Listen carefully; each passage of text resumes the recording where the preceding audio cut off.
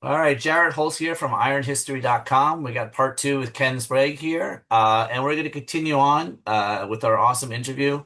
And we've been trying to dive into Ken's life and figure out like how he had and why he had this just Forrest Gump of a life, and just going just having and how it relates to the Iron Game and all golds and just everything.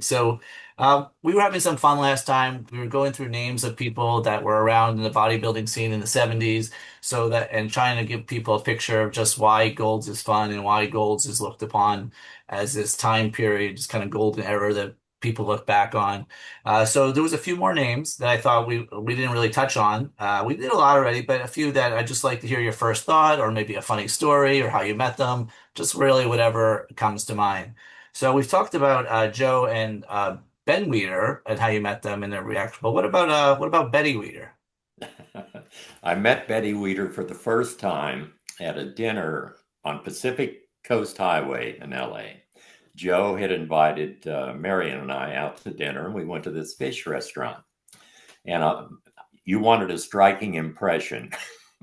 Before the dinner was over, Betty, who seemed extremely nervous to me, had removed at least half of her glue-on fingernails as she fiddled with her fingers during the meeting. Do you think you made her And nervous, or she just was like kind of like introverted or something? I don't know the difference, but Yeah. not particularly communicative. And Okay. then another time at the house, same sort of approach without the fingernails. That's interesting. You wouldn't think that because she just was front of the camera for decades and pinup model and all that type of But thing. it was a silent film, those stills. That's true. That's true. That's true. Okay. And so you never knew her personality that much besides that, you would say? Did not. And Joe rarely, in fact, I don't recall, and Joe and I spent a lot of time together. I don't recall him ever mentioning Betty during those periods. It's funny. I might have told this story when we talked about Joe before. I know I've told this story before, but I don't remember. But really, my only conversation with Joe, I met Joe at his at the Weider opening at the Stark Center, and Betty was there too. And I go up to them just to get my picture taken, meet them. He's Mhm. like 80, maybe 90 then, close to it anyway. And my wife is with me, and my wife is a beautiful woman. And he says he's looking more at my wife than me. And first he asked how he knows me. I was like, you don't know me. I'm just, a fan. And he said, well, I just want to tell you, she's the most important thing. Spend your life with her and do whatever she says, and you'll be happy. And as he's saying this, I mean, Lee Haney comes in, like, interrupts us. And he's like, sorry to interrupt. I just want to say, Joe, you're the best. And 40 years ago, you came up to me and you said, my wife is the most important thing and I should worship my wife. And I was like, that's exactly what he just told me like 5 seconds ago. And he hadn't heard it. But Yeah. so like pretty women and felt, I Yeah. guess, Oh, yeah. yeah, Joe had his yeah. ideas about life. So on the women front, what about, it's a little different, but probably a little later also. What about Lisa Lyon? Lisa was the brightest, I'll say, gym member. I was going to say female gym member, but gym member, period, that I knew in that time. She was quite something. Lisa had the promotional insight, having been attached to the movie industry. She was a script reader for one movie studio. So she was really involved in it. Lisa came to Golds assuming she could use this new sport to elevate her celebrity status. She had tried martial arts of various types, but Golds started becoming very famous. And I think it was 1977 that Lisa first walked into the gym. And you could tell here was something special as far as a planner. You could, Really? if you've been around promoters, you know Yeah. what a So promoter so is. you guys kind of felt kinship there. You saw just maybe a kindred spirit, I should say, maybe. Yeah, I think so, and happy to help her along, which I think I did. Yeah. How did It you was help her? well. getting her in front of the cameras when somebody wanted to take a photo of female bodybuilders, which were very rare still then. And let's see, worked out her routine, got her involved in the first pairs sort of demonstration competition. Mhm. Uh, Who was her partner? Tony Pearson. Oh, Stan Tony Pearson. Pearson was her partner. Wow. Yeah. And I remember reading or hearing somewhere where Tony attributed that performance, that first performance, to the concept of pairs competition. But Donna at that time suggested, I think it was I'm trying to remember which scale of saxophone, maybe a bass sax to accompany their dual posing routine. And it worked out really well. It was just a singular piece from an orchestra, fellow on the side of the stage with the sax, and Tony and Lisa Oh, that's uh, cool. Yeah. doing their thing. But candidly, without her drive, she would have just been another person coming through the gym. She came in with a lot of drive and a lot of moxie. She understood promotion. Whenever there was a picture to be taken, Lisa was around. Lisa Lyon, did she marry Van Damme? Was that her? It was I don't recall that. That would have been after. okay. Now, Lisa's I first think I got that husband was, wrong. It was one of the popular, I think her. I should have looked that up, but I know it was one of the early popular female bodybuilders that did. I thought it was Lisa, but I could be wrong about that. But yeah, now Lisa's first husband, who she brought into the gym on occasion, was a heroin addict. oh, Lisa had been into drugs heavily.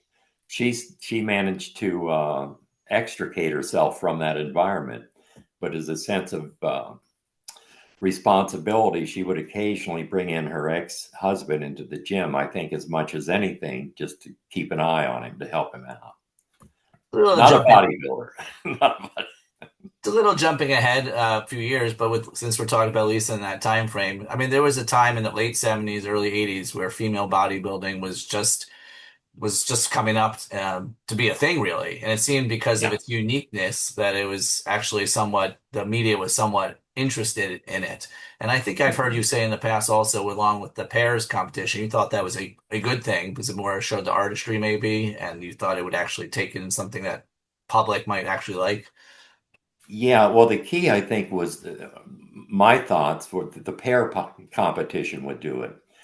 But, and that was kind of a way to dissuade the emphasis away from females with huge muscles. It just didn't fit, Yeah. evolutionarily or whatever. It just didn't fit. I didn't think the public would buy pure female bodybuilding if the goal were to build bigger muscles, to masculinize themselves, for example. Yeah. I That wouldn't mean, have worked. It hasn't worked. at least history shows that you're correct there. I mean, To give you some comparison, I haven't been to a bodybuilding contest in 40 years, probably, but Rachel Mclish, the first big time bodybuilder, yeah. you would not be able to distinguish her as a bodybuilder at that time. She just looked in that first women's championship, second actually women's world championship. She won. She looked like an average, attractive young woman off the beach. She Yeah. posed, had bodybuilding poses. There wasn't any extra muscle there. She was just an attractive The young first woman. ones. Yeah. Yeah. Yeah. She just I think we posted Iron History or shared it in Iron History just a few weeks, or maybe a month ago, where she I guess turned 70, I think. Maybe she was in her 70 and she had a post picture, like a selfie of herself lying in bed, like you couldn't see her face, but she was holding the camera, but she was still looked fit. She's Yeah. yeah. Not anymore, of course. Lisa's passed No, not on. Lisa, Oh, Rachel, I'm sorry. right. Rachel. Yeah, yeah. Yeah. Rachel That'd be a tough one to hold up. But yeah, Rachel, I'm sure she takes the fitness concept seriously. This was someone else you mentioned, but I don't know who it is because it was a nickname. Who was the Adonis in gold? The Besides Adonis, yourself, of course. that's right, that's right. Well, we want the real and the false, but the Adonis was Steve Neese. I don't know if you've ever read any of his articles in the I know period, the name, and I have a picture in my head, but I don't know much about him really. but he was this ridiculous looking fella that curly hair, always walking around picking his nose, etc. Uh, weighed about 300 pounds, I would say. Oh, not who I thought it was. Okay, yeah. Yeah. Anyway, we'd have a lot of fun with the Adonis. We'd walk over, Adonis, you look great. You're almost in contest shape. And why, yes. Why, yes, I am, as a matter of fact.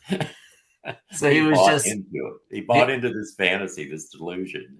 he was But just he one of was the all, characters at Golds that kind of just kind of lit we him never off forget those guys. Yeah, he also had other names, the Adonis, the Moby, after Moby Dick, the whale.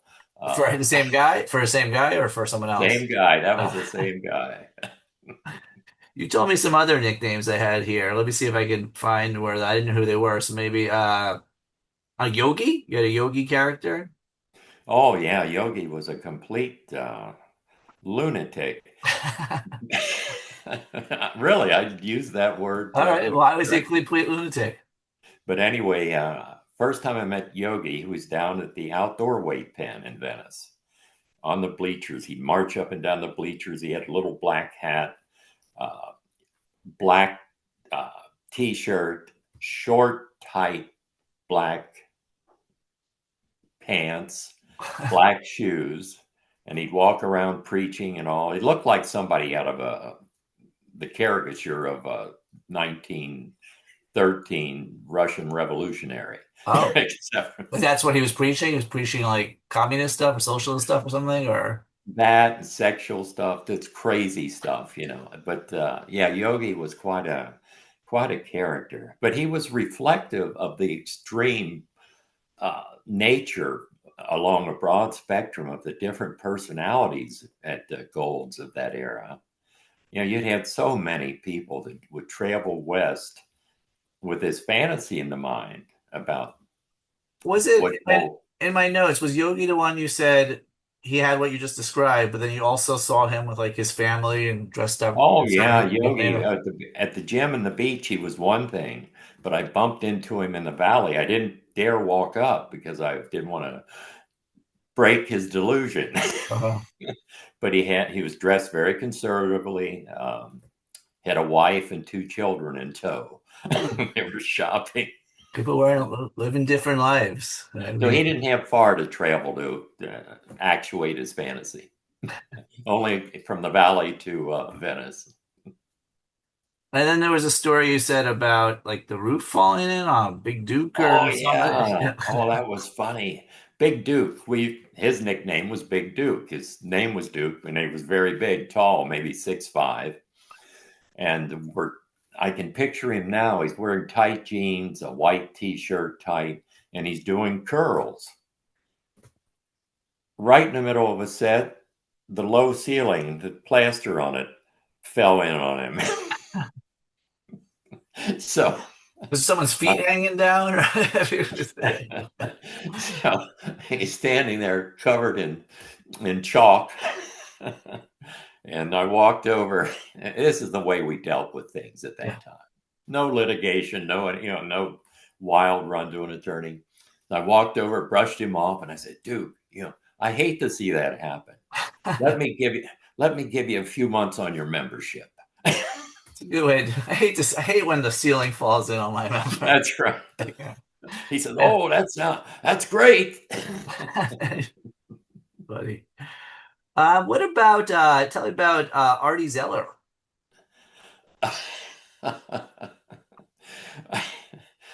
Artie was the most nervous man that I've ever met. I mean, he would walk around. He had this affectation, but if you if you were riding with him and you were in the passenger seat and you closed the door too quickly, oh, he'd get really nervous that you were wrecking his automobile. Every little thing mattered to Artie. Hmm. But he was good photography. He was perfect. Perfect for that time, black and white Yeah, photography. He didn't classic. understand color photography, and we had the skylights in gold, so he had perfect backdrop coming in for his photos, and he loved Yeah, what he was doing. I mean, He loved it. that's a really important part about that whole era and capturing it. It's just it looks, and maybe the black and white helped even almost, Oh, capture I think it did. I think it really did the help. It romantic era. accentuated muscularity, etc. Yeah. On the photography front, what about Russ Warner? Russ, Russ, Russ was this jolly guy. And at every photo shoot, Russ would bring along this guy we nicknamed George Mantuki. Now, I don't know what George's name was, but it certainly wasn't Mantuki. But whenever we Man, just say, Tootie. "Hey, where's Mantuki today?" It's a fun name But to say. but Russ was more of a photographer. He needed a stage, a backdrop to set his films, not a let's watch the guy do the curls Yeah. or Like I don't know, was he something I can see a lot of his photos, but you like beach shots up on the mountains, things like that. Or That's right. He'd do yeah, that kind of thing. yeah. He'd do the behind the scenes shots at a contest where he'd roll down his paper and Oh, okay. Okay, yeah, yeah. get the guys there to pose for a shot. But really a good guy. I knew nothing about like Artie's history or Russ Warner's history. I was kind of Yeah. in some ways, I was like all the other guys that were coming to California, didn't know anything about the past Yeah, yeah. or what would become the future. Yeah, yeah. And but that's me. I had a very narrow window into bodybuilding between 1969 and 1980. Yeah. Before, I was just a guy that lifted weights at the YMCA. Loved it. Loved. I still do love weight training. Yeah. And after, I just walked away. So I Yeah. have that window of opportunity of Right seeing time, right everything, when and it how seems it like. developed. Yeah. This is a little later, I believe. So this will be the late 70s. But Wayne Demilia, did you? I know. So when you get, we'll talk about how you got involved with, actual organization and everything in a few minutes. But we're just still doing the names here. So what do you know about Yeah. him? Now Wayne was, of course, he was domiciled in New York, and so we barely. In fact, the first time I met Wayne would have been 1979 in New York. Now he came along after me Okay. as far as promotion, etc. But he took the same general. He understood the same general format. Wayne had the advantage of Joe Weider wanting to promote through his magazines a competition where his guys were performing, like Night of the Champions, I think Yeah. was Wayne's first promotion. Gotcha. And it played perfectly because you had this huge niche audience in New York that would read Joe's magazines. And so it built a crowd, a local crowd in New York, even though Gold, of course, or Joe was on the other side of the country by then. Yeah, I see what you're saying. I didn't realize that. So I mean, I knew he was a promoter. I didn't know a lot about him, but I knew he was a promoter and did that for decades. And so he was from the New York area, and you kind of were Yeah. almost the anti-New York area with how you went. Oh, yeah. Yeah. Yeah. Yeah. In fact, some of the early gym owners like Tom Minicello, I don't recall ever meeting Tom, Hmm. for example. And he had the Mid City Club in New Yeah, York yeah. City. Yeah, I've been there once. He, Yeah. he sponsored most of the early Weider shows before he left. Yeah. But, these guys, I knew very well, they didn't take much of an active part on a national level Gotcha. uh, during the Yeah, it was just 70s. kind of the local area over there. What about it's also kind of towards the later end, but what about Tom Platz from, Golden Age? Platz, I talked to, I would say more than infrequently, but not frequently. And all first thought about Platz are those legs. Yeah, yeah. The first time I saw him in person, I think, was the 1978 Mr. America contest in Cincinnati, Mhm. and I was impressed. But then he was out at Gold's. Then he looked good. What? Yeah. Okay, so just really the legs. You remember? Do you remember him squatting at all? Like, was it as intense as people? Some people, say he's kind of the king of intensity. Like, I know despite. hearing from Benzer and all this, but I know there are guys like Liam on our board who just when you see Platz working out that he did take it to the extreme, at least later on. I don't know. Yeah, no, he was an intense squatter, Yeah, yeah, which panned out for big legs. yeah. No, worked for him. That became his thing for sure. Um, I'm not sure if we talked about this last time, but what about Rick Wayne?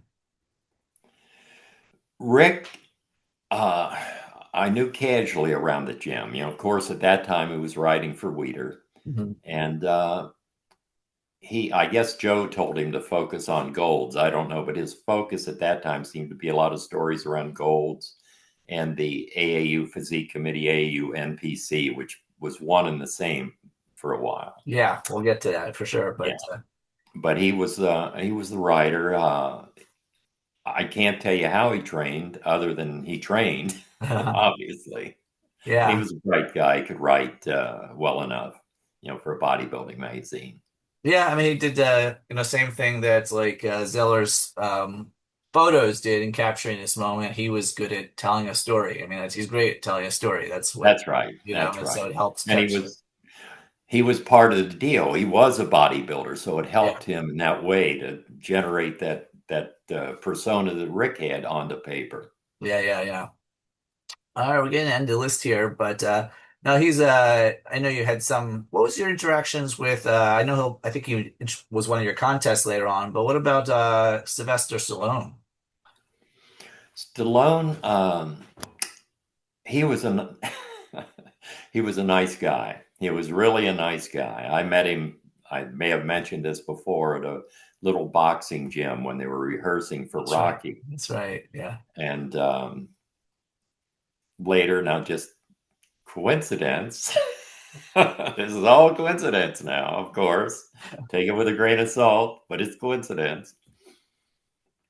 The deal was for the 78 Golds Classic. We held as part of the Golds Classic the That's right. You Teenage got Mr. Physique. America. Yeah.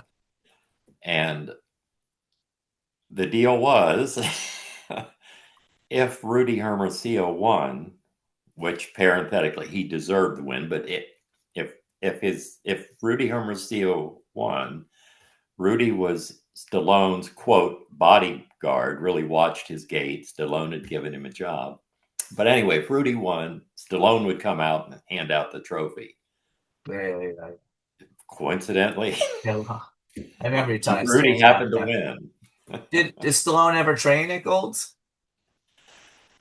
Not really. No, I can't take any credit for him coming into goal. He trained. He had his own, I know later gyms. on he trained with Franco at certain areas, but for some Yeah, of the movies they promoted that. Um, Franco had him on a fish and salad diet. Which, if you look at Stallone between the first Rocky and later Rockies, you see a totally different body there. In the first yeah. one, you could have said pudgy in the bodybuilding world.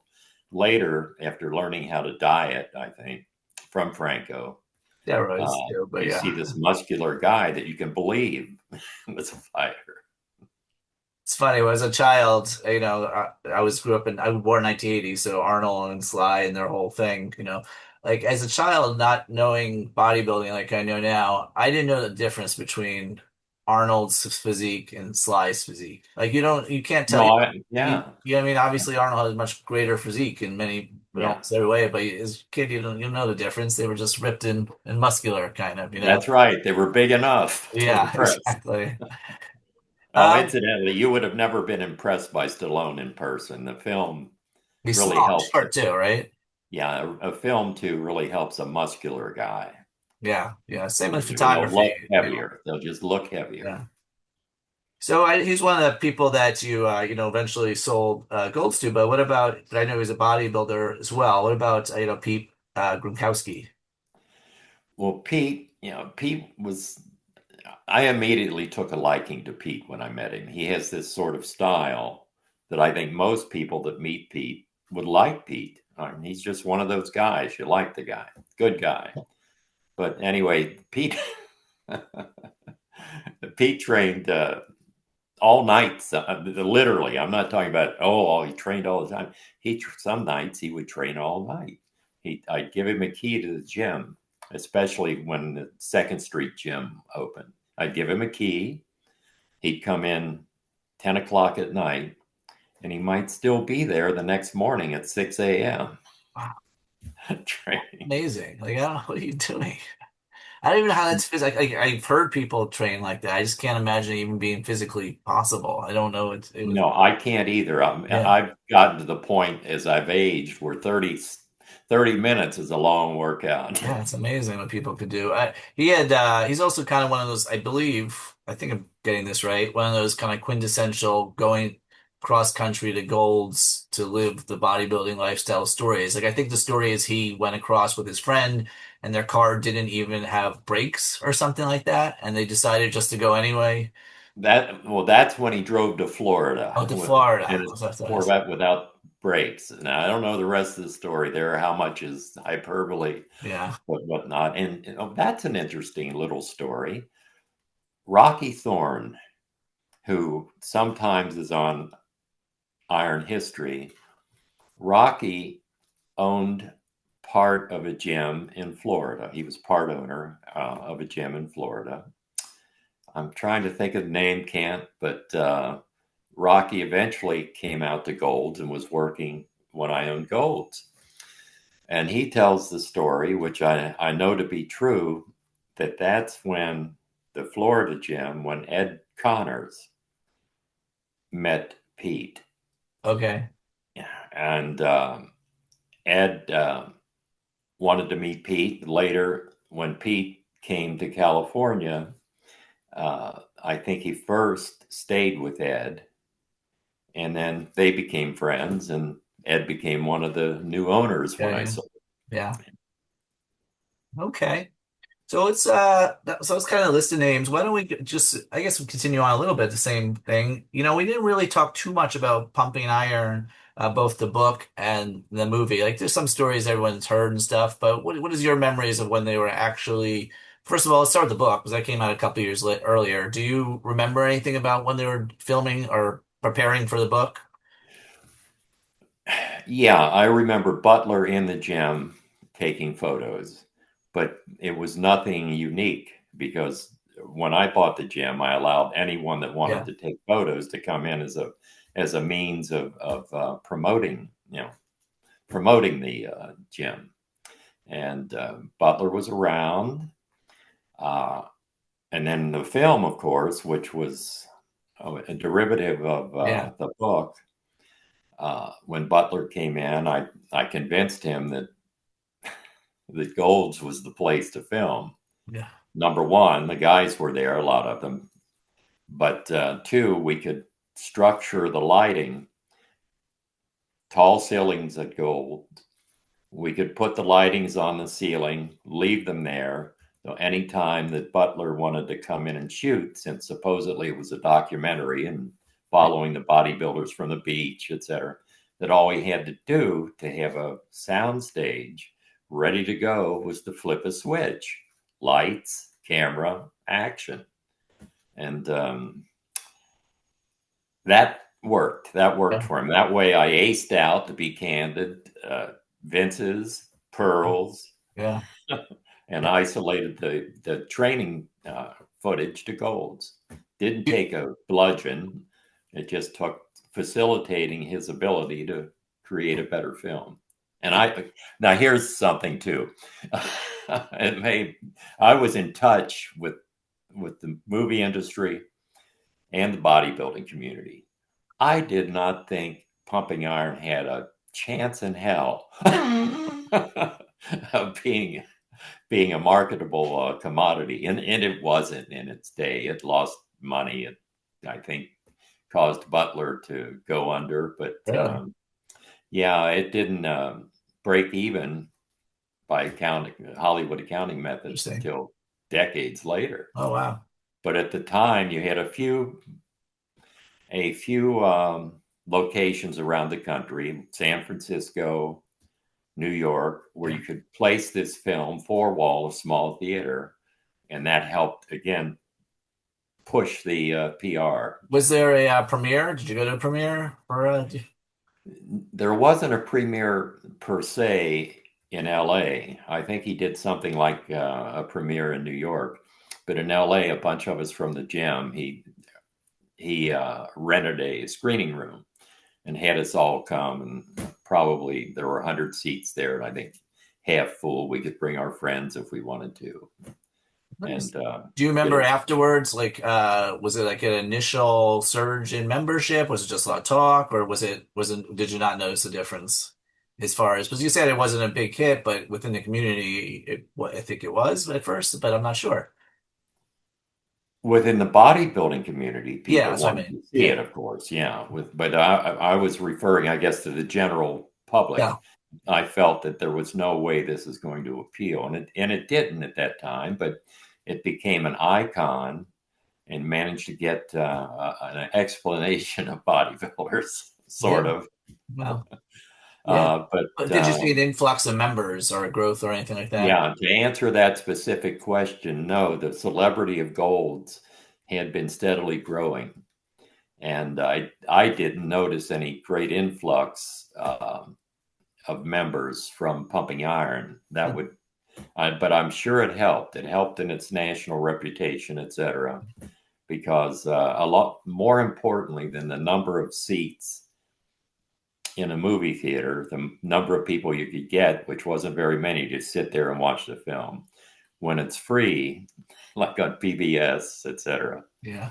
or the residual publicity, like to promote the film. Butler, who was a gifted promoter and PR guy, uh, did it right. He managed to set up on the East Coast a lot of PR, which found its way into mainstream publications like reviews, etc., Yeah. Yeah. or photos. Arnold and Franco doing a ballet movement, for example. Yeah. Uh, Lots of different stuff. But that was the key into it. Ties in to what you understand now as a attention economy. Yeah. Right now, if we had Gold's Gym, small gym, and tried to make a profit out of that, there's no way of doing it. Just the way brick and mortar stores today are having a problem.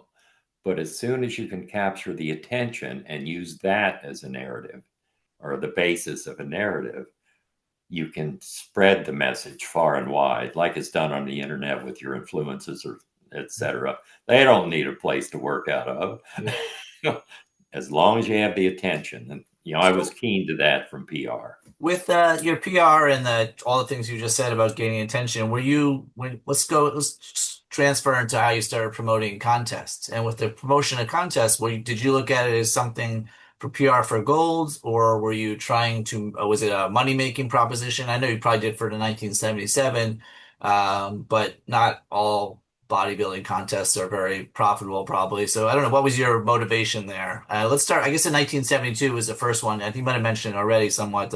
Mr. Western America contest. So, Yeah, pretty much all I did for that one was to set up the location because Marion had a friend who, the comedy club in LA, her husband, the friend's husband, uh, managed the place. And I managed to secure that location on Sunset Strip as a place. which comedy place was it? Was it a famous one, or is it just something that's come and gone? Or Uh, at that time, it was famous. But anyways, place for comedy club, you could order drinks, etc. It was yeah, more of a nightclub than anything. And that hadn't been done as far as I know, and I had no special interest in it. But Waller said, Waller again yeah. said, let's have a little contest. Arnold and I will guest pose for $50 each. Think of that today. Was But it Arnold? Was it Arnold and Franco or Arnold and Waller? It was $50 each. I beg your pardon, Arnold and Waller. Oh, okay. No, you Did said I that. I thought I misspeak was my there? mistaken. Yeah, Okay. yeah. But yeah, Ken Waller and Arnold posed for $50 each. And I don't think, and again, I didn't go out there and promote it. And even with Arnold and Waller, I think I would bet we didn't draw more than 50 people. But this was 72. It was a new Yeah. premise. You know, it was spur of the moment and without the promotion that would come later. Okay, so you did that one, and it was kind of just on a whim, sounds like, to help the guys in the gym or, have some place to That was it. compete. Eddie Giuliani and Chuck Colress competed for at that time, we'd call it short class. We wouldn't be so sensitive now. But at that time it was a short class, and I can't remember which one, went on to win the show. But Yeah, anyway, at the same time frame, we'll get back to that in just a second, but it just happens to be the same year you competed in the Mr. America 1972 also, as yeah, I guess you went as Dakota Sprague was your was the name you said you competed under, is it? that's right. I thought, well, why not exploit what I already knew was making a lot of money? Yeah. So so incidentally, that show, the 72 Mr. America, IFBB, Mr. America, 72 This was IFBB, IFBB, okay. was promoted by Tom Minicello in New York, who owned the New York Mid-City Gym. Yeah. And he was pretty much Weider's champion promoter in New York. And I So had not met Tom. I mean, I know you won the Mr. Cincinnati. Was there any type of you had to like qualify, or is it just you knew them, or like I mean, can anyone just Oh, the enter? Mr. Cincinnati? No, all No, you well, had to no, do was, for Mr. America. Like, how come you were able to oh enter? no, no, all you had to do was say, I'm coming. Oh, okay. I'm showing up. I think they were happy. At that time, the IFBB had very few members or competitors. This was the AAU, as far Yeah. as amateur contests, were far, far more voluminous, and they drew the good competitors. How did you do? No, I was fourth in the tall class. How many people competed? Three.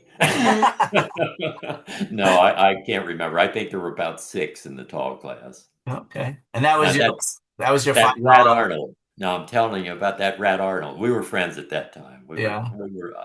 I like Arnold was a real jovial, good guy. He really was. You, I've had my differences with him, but he was a good guy. But anyway, at that time, 1972, IFBB, Arnold comes over to me with Franco in tow. We voted first. You first. and they went to the next guy and said the same thing, probably. Of course, Yeah. of course. But at that time, I knew. I thought you're full of it. I Yeah. know, I trained for about 3 weeks for the show. Yeah. And I wasn't in any kind of shape. And even if I were, I wasn't going to win that show. Mhm. Who won that show? Do you remember? Chuck Fouts. Chuck Fouts. I don't know if you remember that No, I name, but don't know that name. yeah, again, you Yeah. don't remember the IFBB Mr. America winners. Yeah. Yeah. Such a small group to choose from.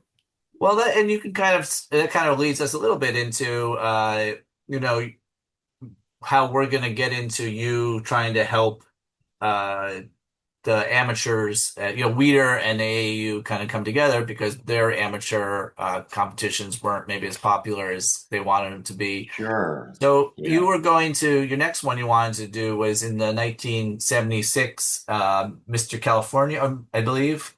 So what made you want to do that? Like you wanted to throw another contest. 4 years later, like Pumping Iron has been filmed but not come out. Gold is now That's getting a right. bigger name.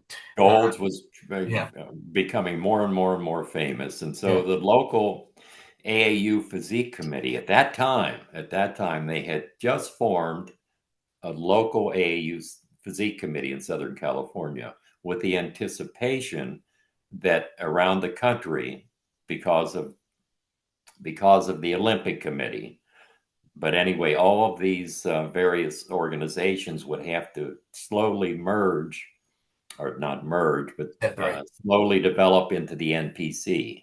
That was all structured. Now, why did I get into this? Is all one act. Why I got into promoting bodybuilding at that time, Yeah. why I took charge more or less of the AAU NPC Physique Committee. It all had to do with a fellow named John Askem.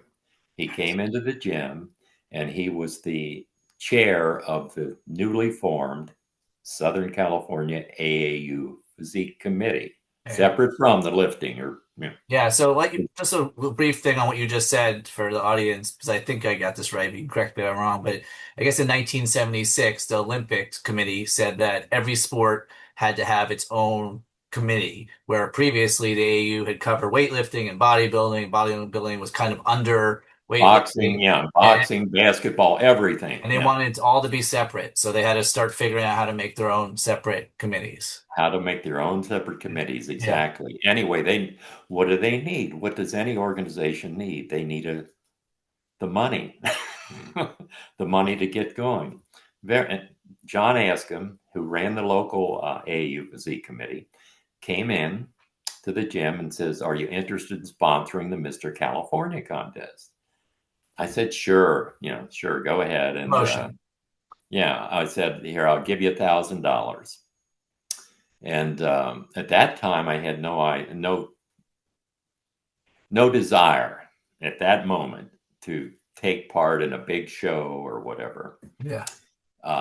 But I said, "Sure, let me help you out." And it was my true motive. Let me help you out. Here's $1,000. Normally, the promoter would kick back to the AAU less than $100 for the Mr. California show. So this is for the sanction, really, not like throw it. That's it. The Yeah. sanction Yeah. to promote the 76 Mr. California contest. Mhm. Well, the old group, which was composed of the weightlifters, still had pretty much control over the local AAU voting.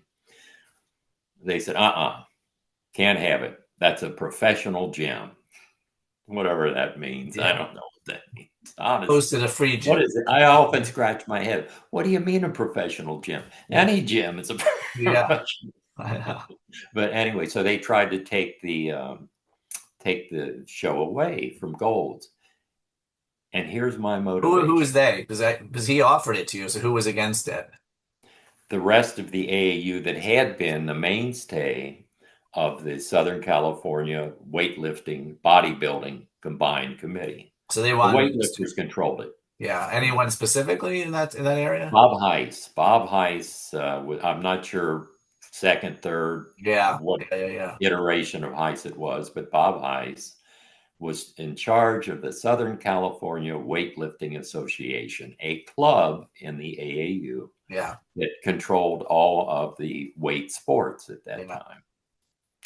Anyway, so they withdrew the sanction, and my entire motivation now from that point on was a reflection of having been picked apart by this bunch. I'm trying not to sound arrogant, but that this bunch would try to top me. So it's almost vindictive that I've And they got were in. used. I'm not sure. I don't put words in your mouth, but were they using like the pornography stuff as an excuse to take They the fight, or it's a they professional at the gym? time openly all they were saying was AAU, or that Gold's was a professional gym. That's Okay. all they said. Now, they couldn't go in that other route, which you just mentioned, because two of their members, Jim Morris being one, a former Mr. America, uh, and I won't I'm thinking I won't mention any others, but we're on that Southern California weightlifting committee. Okay. So they very well, couldn't. Gotcha. But anyway, that ticked me off. That was my first litigation with the national and local AAU. Yeah, so tell me a little, you're about to tell it maybe, but in your being on Iron History for years, you've mentioned some of this story. And this particular portion right here, where you went from them trying to take away from you to, I have it in quotes actually, litigation, same thing you just said. Like what exactly happened that you were able to then not only get the contest back, but became involved in the running of the I guess it was still the AAU at the time, maybe. But so like Yeah, what exactly happened there? simultaneously, Yeah. along with filing suit against the local and national AAU, and believe me, they weren't going to they weren't going to be able to overturn my approach to litigation. And at the same time, to put it all together, I thought, well, I better get involved with this new national group Is it to like a protect my defamation lawsuit? Is that what it is that you sue for, or what do all you? interference with business advantage. I don't think defamation was a part of You're that. the lawyer. I'm not the lawyer. You're the one with the law school. So yeah. So I don't know. I just heard that. But Okay. basically, it was breach of contract, Gotcha. interference with I see. Okay. all sorts of special junk, which basically they took it away from me Yeah. without the right to do so, legal right to do so. I pounced on it, and away we went. Okay. But So at they the took same that. So time, they then you won. So or you didn't even go to court. Probably they just that's dropped. right, because Yeah. I started deposing them, and Yeah. it was obvious that they didn't even have an organization that met on a routine basis, et cetera. A lot of different little things. But the judge, like with Joe Gold, pretty much threw them out of court. But to continue on that time period, at that time period, I had never been involved in any AAU or NPC organization. So I felt I better get involved with that. Simultaneously, Countryman, who was appointed by the national AAU to start this disassociation Yeah. with the national AAU, was the president. Talked to him. I became his secretary. And that allowed me then to, inside job, be awarded the Mr. America contest if I wanted it. Whatever contest or a sanction I wanted, So, I well, could how get. did you get in with Countrymen? So you just kind of had this litigation. They said backed off. You got your Mr. California sanction back. So how you would think that they wouldn't like you wouldn't think they'd step you as a secretary, but was Countrymen kind of separate from the California branch? And Oh, yes. so how did you Yes. get in with Countrymen, like to be able to get that? Countryman at that time was in charge, as I mentioned, this group that was forming, Yeah, and he picked the judges for the Mr. California contest. That's where I got to Vito. meet him. Okay. Yeah, and he felt that the best place through which to promote amateur bodybuilding was this rising star of a facility, Gold's Yeah. Gym. I think that was his motive. He was not interested in the money, period. He was a DA from assistant DA in Oakland, California. He'd always been involved with the AAU. He was just another good guy, but one that understood where the current was going. Gotcha. Okay, now that makes more sense. Okay, so you got your Mr. California sanction back. Through that, you met Countryman. You're now the secretary of the newly formed, probably And AAU then we National started developing Committee. meetings in which we officially wrote up the organizational papers, etc. The initial five incorporators of the Yeah, NPC, myself, Clarence I was about to Bass, say Ralph Clarence. Countryman, Jerome Weiss, and Richard Cavalier, who was always active in bodybuilding from Detroit. Okay, Those were the those five five initial things. incorporators. Wow. And did like for the initial rules, did you borrow it from somewhere else and adapt it, which you'll often see, or did you someone just like a lawyer sit down, or how did you come up with like the rule? It seems like that's very Yes, and we had to have, like you're referring to, formation documents, yeah, etc. just We like something incorporated based on uh, something. Clarence Bass, who's an Or his attorney, lawyer, right? a Yes. lawyer. Yeah. We passed on, this is what we want, etc. Went through it. He I think Clarence had the biggest task in putting that together in such a way that it was legal. It looks like a list of this, Yeah. but we had to make sure it cut legal muster, and it needed. I think we start laughing. You have something to say. Why?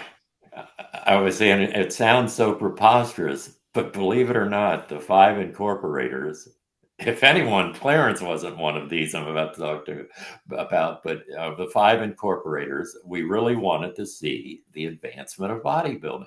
That was the motive.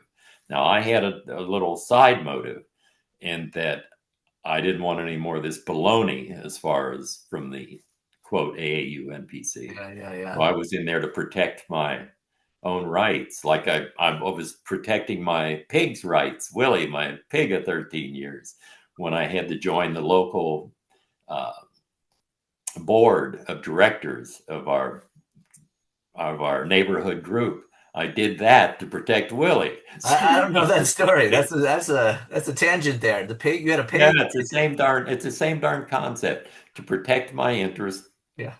to take care of something else.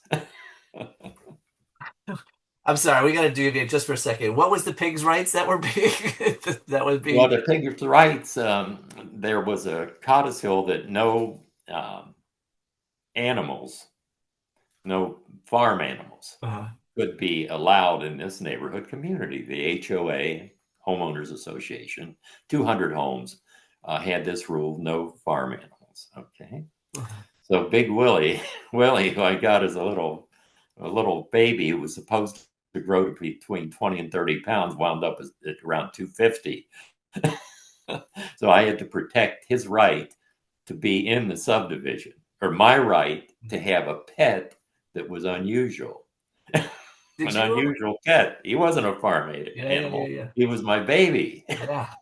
Did you ever so we've I don't think we've talked about these videos, but later and not too much later, Mike Graham was involved in the AU and he I know my friends of him, he lives near here, he's owned several gyms here.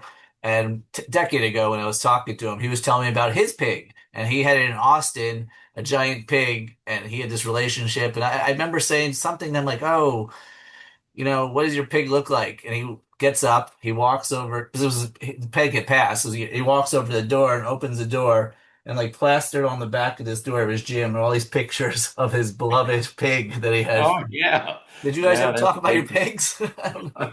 Oh, that the pig is a wonderful pet. He Yeah, really is. yeah, Willie was a wonderful pet. I don't know about other pigs, but yeah, Willie was a unique, unique. He wasn't a farm animal. yeah, He was a yeah. pet. All right, let's go back. Let's go back. So now we're Okay. back, Mr. California. Tell me about. Let's talk a little just about that contest. Where was that held? Which one was? You tell me about that. Okay, that was the Santa Monica Civic Auditorium, which, a first-rate place that held the Academy Awards, et cetera. But I wanted to, if I was going to promote it, after I got ticked off from this local committee, who usually held it at this fire trap in downtown LA, I put the show at Santa Monica Civic Auditorium, 1976, Mr. California. I remember, incidentally, that was the first time a Gold's member had ever officially entered an AAU contest. Hmm. Before that, they managed to keep Gold's people, Gold bodybuilders, out of those shows. Huh. But anyway, so who would win? A Gold member in 76. I had nothing to do with fixing that contest, except, if you want to say reverse psychology, I got the judges together. I don't think I Well, hold on, you froze here. I don't know if you can hear me. Let's see. We just. Oh, whoa, no. I can. knew. Oh, wait, hold on, Ken. I heard you back there for a second. Let's see. Okay, I talking. I think you're back. am I back? You're back. All right. So you I'm said you had nothing still to do. alive. I'm still alive. You froze for a second. I thought one of us had a stroke. I don't know. And the odds are, what are the which So one? right before it froze, you said, Mr. You had nothing to do with fixing the Oh, contest, but reverse psychology, and then it froze. So take it from there. yeah, perhaps reverse psychology, in that I got the judges together and I said, look, this is not a contest to pick who should be, by walking up the ladder, Mr. California. In other words, there's no right of primacy, and where last year's second place person is going to be this year's winner. Which often So happens in bodybuilding. It's yeah. yeah, so Yeah. I said, let's start fresh. Whoever is best out there on that stage is going to be Mr. California. Now, sort of reading them the riot act to divorce themselves from the past, as far as, well, last year's runner-up should be this year's winner, Yeah. etc. And quite interestingly, to divorce themselves from the PR that I always counted on to promote bodybuilding. Yeah. But anyway, so in that sense, the best body, it's arguable. They were close. Oh, Cal Skolak won his first big contest. Cal had come to California, just less than a year before in his bread truck, parked it on the Gold's Gym lot, one of the few parking spaces we had down on Pacific Avenue. And he became Mr. Cal. He did look good. He really looked good. But Dave Johns could have just as easily been the winner. And if there was a fix in, that was where the fix was coming from, because yes. Dave Johns Yeah. also. That's a different way of looking at it. Yeah. Yeah. That's right. It's my way of looking at it. Yeah. So, how did that, was it a success? Like, did you make money on it? Did it sell out? Oh Was it yeah, yeah, successful? it went great. I advertised in the LA Times. I got a lot of, little bit of local publicity generating it. And it was a full house for the 76 Mr. Cal. I think there were about 3,000. In fact, I know there were 3,000 seats in that auditorium. And the previous year, for example, I think they had 500 at the Embassy Auditorium. The old group, we'll call them the old group, Yeah. had 500 at the Embassy Auditorium in downtown LA. And remember, next to the Mr. A, the Mr. California contest was considered the top amateur contest in the Hmm. country. Besides, and you'll probably kind of you're going to take this to the next level in the next year we'll get to. But in the 1976, besides just the bodybuilding show, did you have any other side acts or anything to try to make it more of a show versus, because bodybuilding sometimes can be somewhat boring, like sometimes you want to make it, especially weightlifting and all these things. So, no, I mean, I love bodybuilding, but my point is that I know in your 1977, you made this huge production value and everything. Did you kind of test that or do anything in the 1976 to try to make it more of a show? Uh-oh, I think we froze again. All right, we are back. Better than ever. Commercial break. Um, I was asking you about what promotional things you did to make it more exciting in 1976 in maybe preparation for all the stuff in 1977.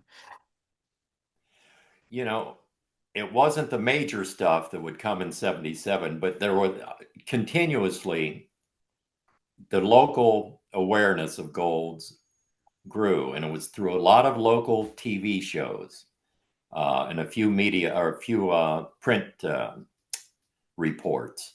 But if there was a local media show, we'd try to pitch to uh, get a spot there. And let's face it, the media at that time were, as now, they always look for something that has both a narrative and visuals. So these bodybuilders provided at least the visuals. And we constructed a narrative around each show, like the mecca of bodybuilding and all that kind of stuff.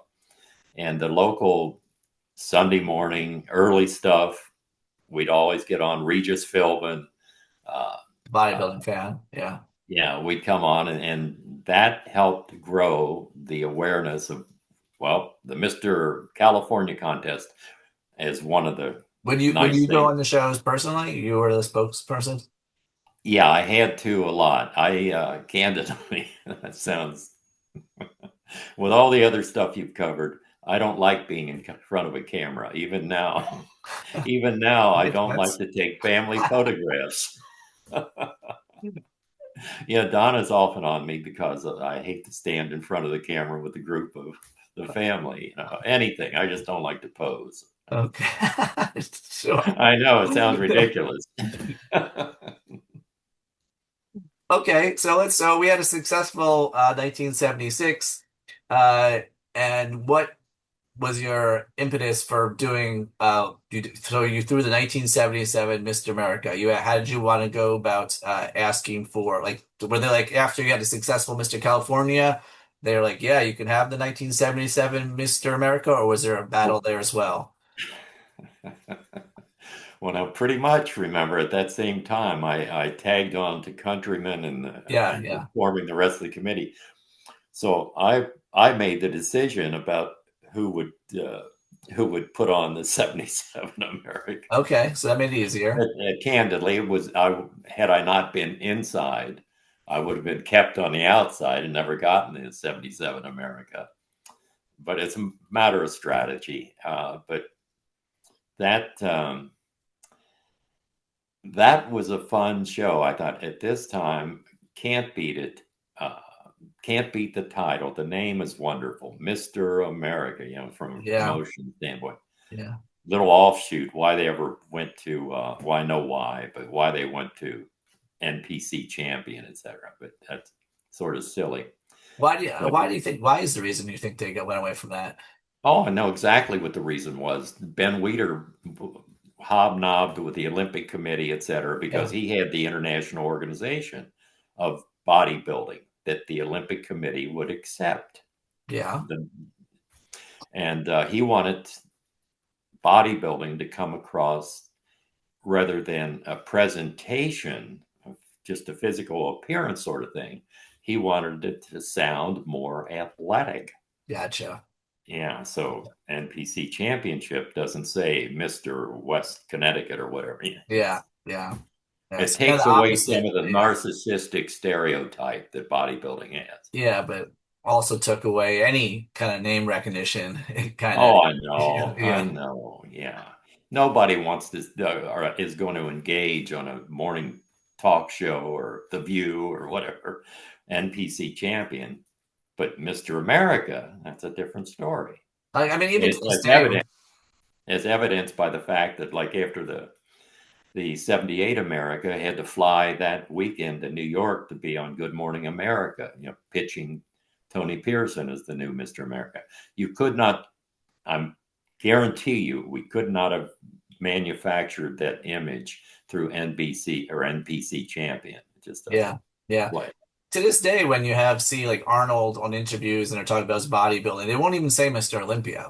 They'll say Mr. Universe. They'll say Yes, Mr. exactly. America because it just sounds, I don't know, it sounds like, oh, the universe, America. Yes, It's there's some something type of name, special about that. That's right. special. Yeah, where Olympia Yeah, is kind of it's a it doesn't really say something. I mean, kind of Greek something feeling, but anyway, I've just noticed that they go to that title instead of Olympia, the lay public yeah, for some reason. yeah.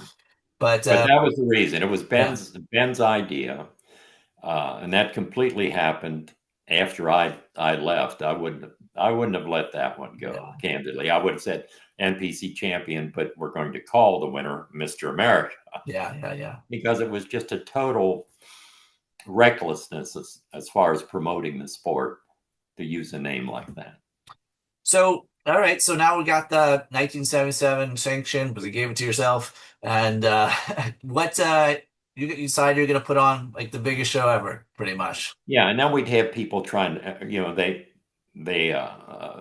they, when I say they, several people tried to undercut it, marched into AAU meetings that we had, AAU NPC meetings we had. Oh, you can't award that guy the show, etc. Chet Yorton was one of them. Hmm. Yeah, Why he'd did come Chet? in. I mean, I know I'm familiar with Chet Yorton. Why did he not want you to be uh have it? All those gold guys take drugs. Gotcha. Yeah, Chet was one of the first kind of Yeah, natural and promotion. I'm sure he had other problems. Chet always seemed like a caricature to me. Hmm. He would parade along the boardwalk with his wife. It has nothing to do with anything else other than my pickup of a stereotype. but he'd march along and he'd have his wife, who had the biggest breasts I'd ever seen at that time, and she'd be I'll marching put the along. picture right up here. Yeah, Have it. yes. She'd be marching. Not that I'm saying anything against that, but Oh, of course. it was a stereotype of this masculinity, femininity sort of Yeah, thing. yeah, yeah.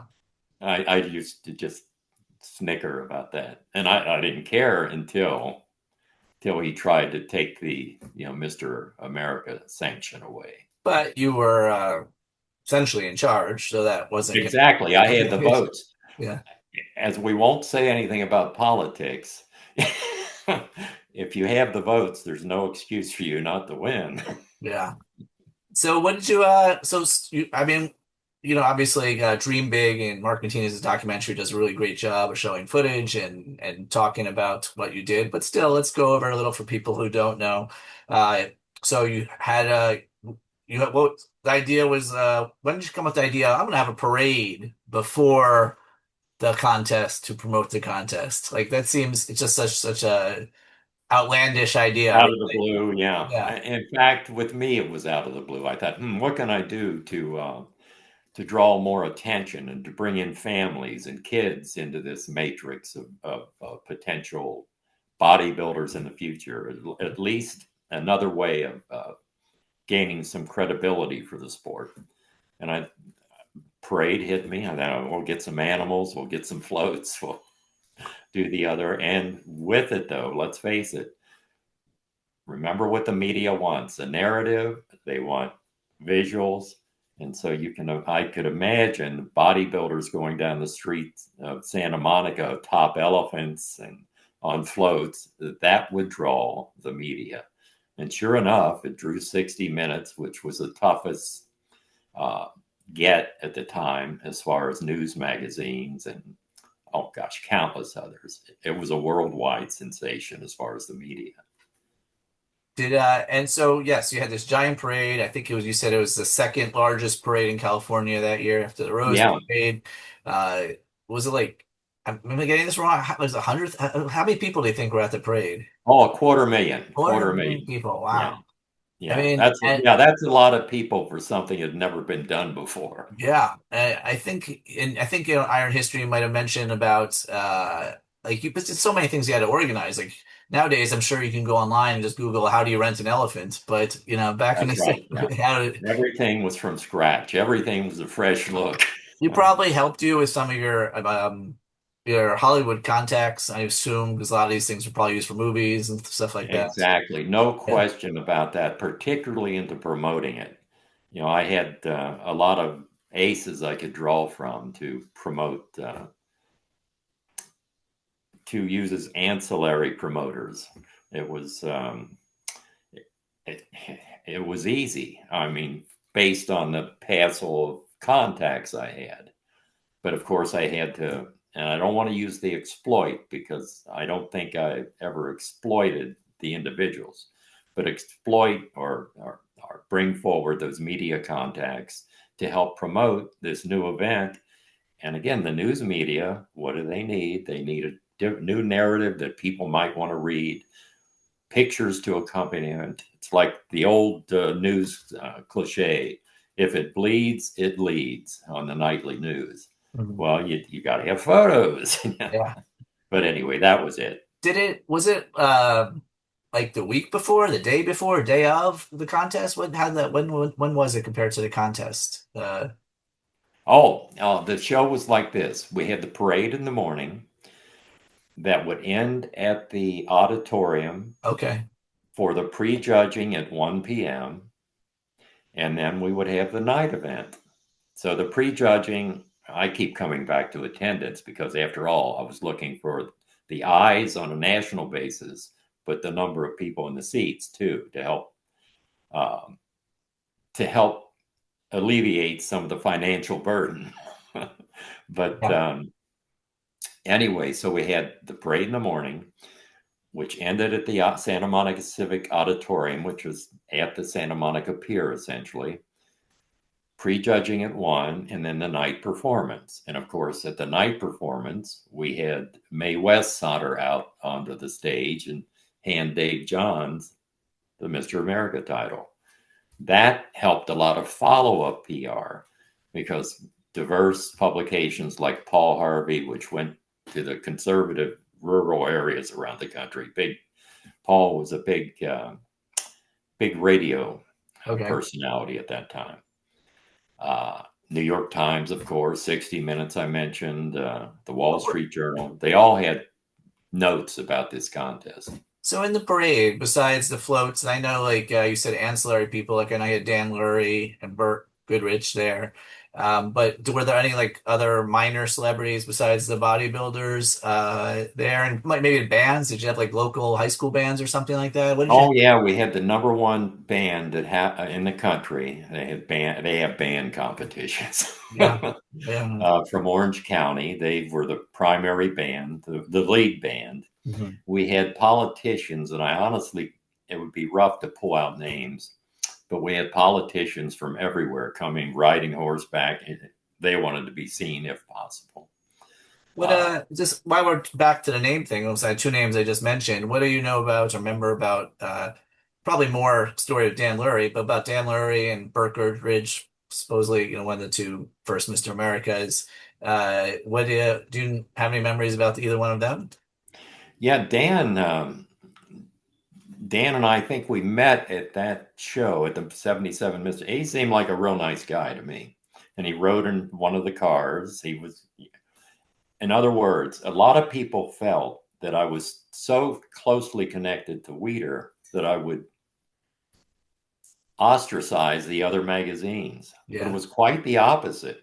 Quite the opposite. Dan Lurie, in fact, Dan did a special magazine on the 77 edition on the 77 Yeah. Mr. America post haste.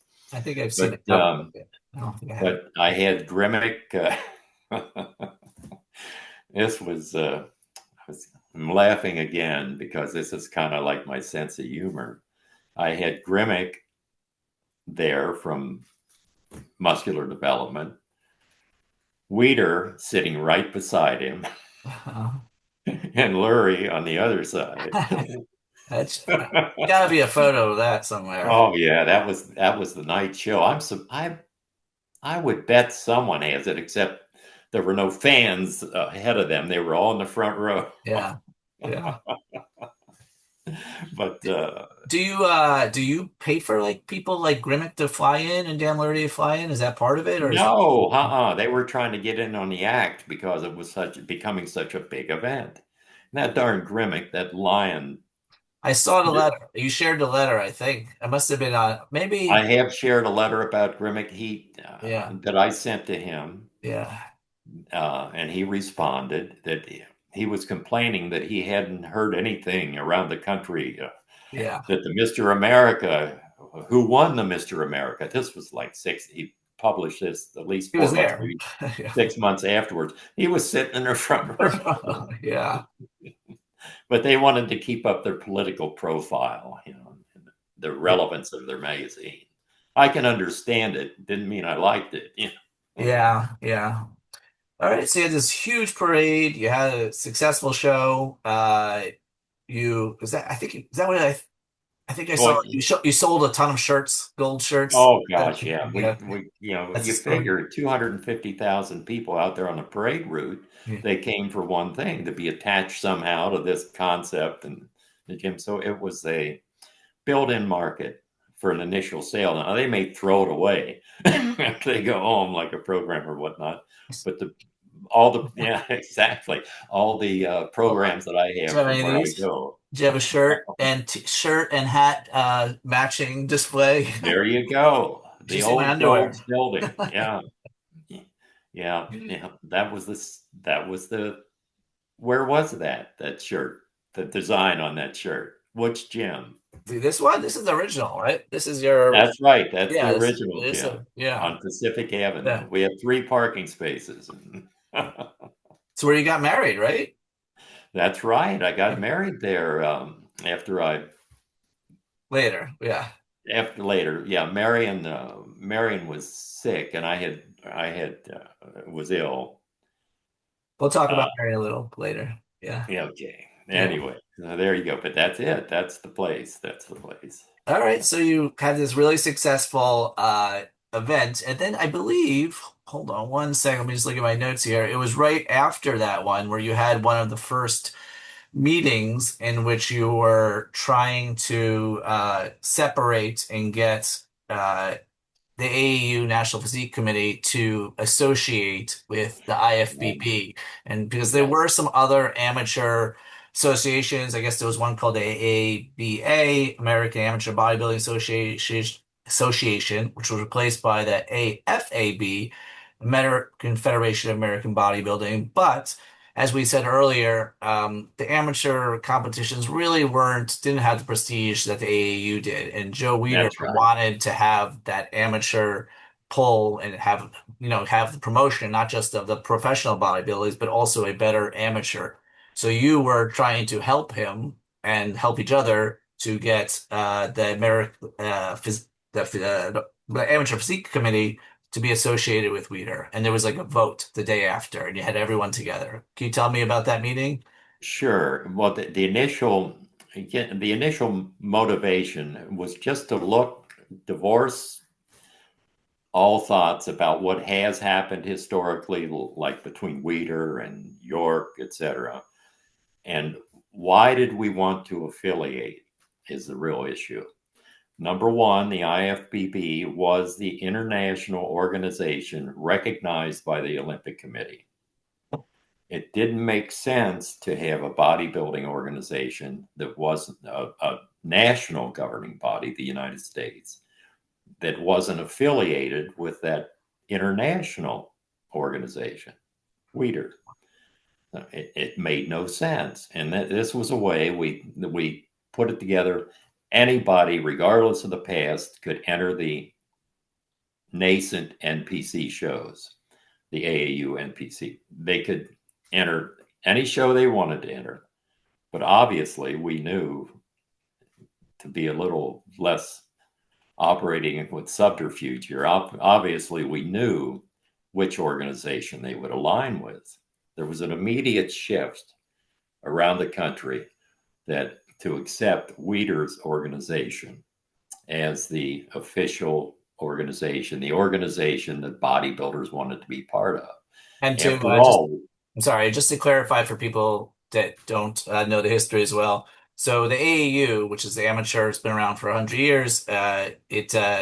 We York and the weightlifters, they were the ones that had really control of it. So York and Weider didn't like each other. So now we, that's so I mean that's the obvious thing, but I just want to make sure people understand. So the Weiders and IFBB really should be associated with because that's the main bodybuilding, but even though they maybe the AAU and New York understood that, they didn't want to admit that. So you were trying to get it to a place where it yeah, made better sense for bodybuilders.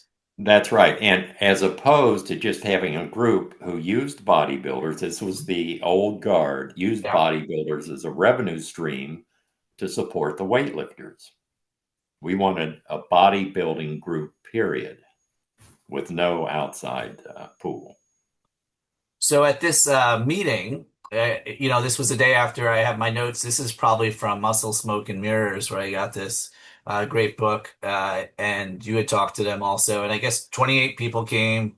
There was Ralph Countryman, Grimmick, Turpak, Jubinville, Dan Lurie, Serge Bray, and a lot of people. And I guess there was a vote, and it was 14 to 12, two abstained, but in favor of the IFBB. So what you kind of, but at the same, but I guess you needed two-thirds for it to be official happen. So it did not happen that day, but the tide was turning. Was turning exactly. And then I think in San Antonio, I think the meeting, it was the old, when I use old guard, I'm really talking about York and York's people. But when the old guard arrived in San Antonio, There was when we had actually, the, in my notes, there was actually one right between those two, between the San Antonio, where it was at in October. So that was in July, right, Mr. America. In October, there was another one where you were putting Jim, you were voting not on that. You were voting more on getting Jim Manion into being the president over I guess Ralph Countryman was stepping down.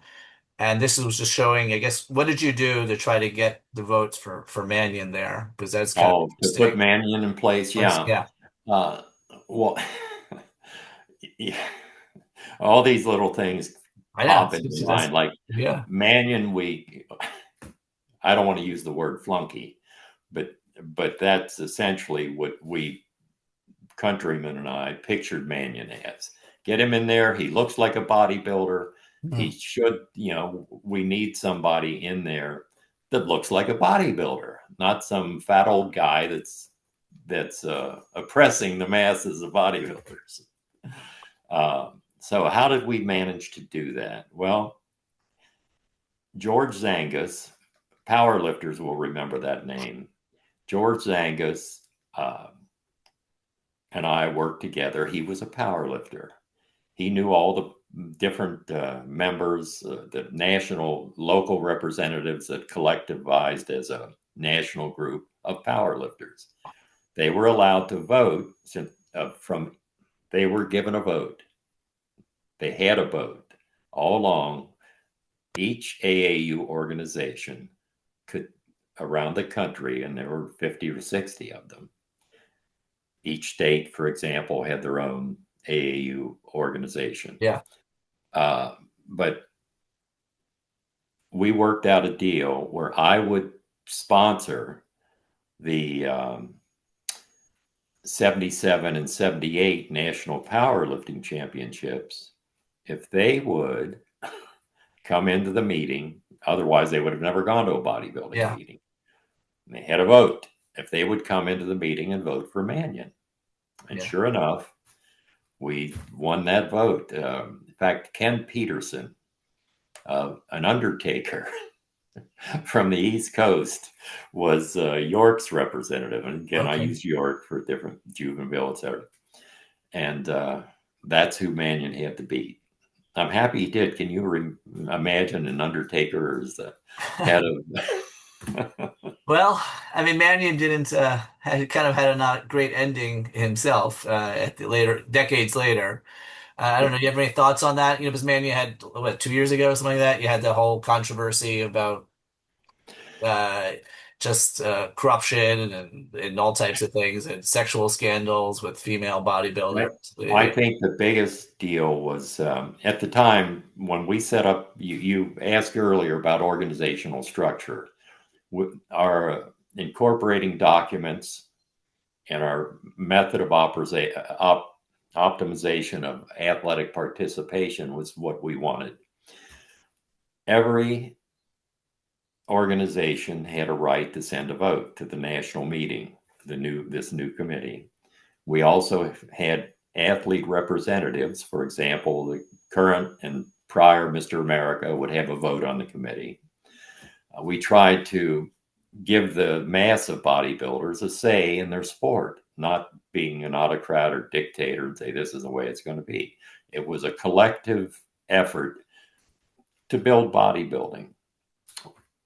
And all I can say from that point, after I left, it appeared to take on the thrust of a cottage industry for Manion. I don't know I what that was means. What do you mean by? I mean, I well, know cottage industry, but I don't understand what you. where one family controls, just like Weider had, just like Gotcha. Weider, Gotcha. and uh, and I don't know the specifics, but that's the appearance I would say now, general appearance that it's essentially an organization run and by Manion and his son, Siblings, yeah. I actually, other grandson, etc. I know when I was reviewing back my interview I did with Mike Graham, my friend, and I was talking about this, but I wasn't as knowledgeable about this time period at the time. But I did see that he was saying with Manion that because Mike was involved all through the 80s in amateur bodybuilding and promoting shows. And I think he said around 1990 he got out and he said Manion, even then he knew Manion was too corrupt and didn't want to have anything to do with it, Yeah, at yeah. that point. But Well, me, that wasn't the reason I left no, because no, I no. thought I'd left it in pretty good hands, I know it's honestly. hard to, I mean, can't predict that type of thing. Mm-mm. Um, one thing we skipped, actually, I think it was in the 19, right after Mr. America, when you were trying to do that first vote that didn't pass completely. But that's when you served papers to Ed Juvenile right before the show or something like that. I'm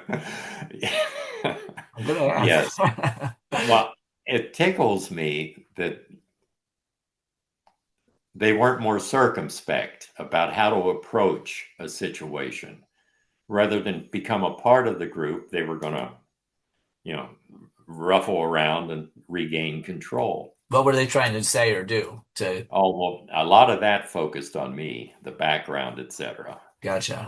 And they were trying to block affiliation. They had all these, candidly, were strange ideas of how to block it. So I thought I didn't want this kind of turmoil at a meeting, which happened the day before the Mr. America. This was a prior meeting. So, so as they're walking in the door, most of them were from the Oh, this was a East prior Coast. meeting. Okay. Yeah. This, most of them were from the East Coast. As they're walking in the door, I served them with legal complaint. Mhm. Um, there wasn't a peep, not an absolute peep out of them during that meeting. What They was that didn't. meeting supposed to be for, that one? General Physique Committee meeting. The Okay. one that you were referring to earlier on that Sunday was Yeah. a special meeting in which Gotcha. we So would just a couple days later. introduce Weider, etc. Yeah. Anyway, so they came in, they got up, served up, and I knew that they were going to have, they wouldn't have had the money to, or the maybe even guile to combat this suit. They were on the East Coast. They didn't have the wherewithal to fund attorneys to come across country, Mhm. etc. I made it very specific, as I recall, to the location so they couldn't manage to get me back east. Were you at this point, so 1977, gold has grown. You are also money from your successful, pornography, and then also you had a film studio you started. Would you say you were pretty financially secure at that point? Like able to run these things and able to have the wherewithal and or be able to afford attorneys and things like that? Oh yeah, yeah. I had almost a full-time attorney at that point because I was getting it from all sides. I had people trying to steal the name Gold's Gym when it became famous, and I remember Irwin Paris. We talked about the giant blonde Adonis.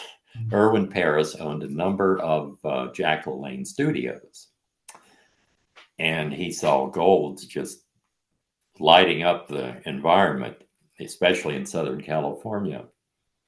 So he took the Adonis, made the Adonis a manager of a 2B location, but it was in a different county than Los Angeles County. It was in Orange County. Okay. And so he used that minor technicality to usurp the name Gold's Gym. In other words, my licensing, my federal licensing of the name, the whole bit doesn't count. Well, What did he do that with Joe Gold? Was that Joe Gold and him trying to do that? Joe Gold had something to encouraged him because he was going to use Joe Gold as sort of a stand-in. That it's really Joe Gold I'm using. I'm using his name. I'm not using the name of Gold's Gym here. Yeah. I'm using that Gold. Yeah. But it was. I quickly knocked that down. Gotcha. Was that the same time, or is this a different time when Joe was trying to open worlds and you kind of allowed him to do it with stipulations, or was Little that bit separate? after that. Little bit Okay. after that, when Joe tried to open World, shut him down there too, and got a temporary restraining order, which the judge says I'm going to grant. Essentially, I'm going to grant complete uh, prohibition of Joe Gold opening a gym. The reason that came into play when Joe Gold sold the gym, he signed a non-competition agreement where he could not open another gym within 10 miles of the original. Well, gosh, he did it right up the street. Yeah. tried to open his new gym, World Gym, right up the street. It's competition rules were Yeah. involved Yeah. in Yeah. Yeah. Yeah. reason. Yeah. Yeah. And so we got there, and judge says, granting the TRO, telling Mike Besikoff, he was Joe's attorney at the time, you better find something. I'm going to rule completely against you, Joe Gold's attorney.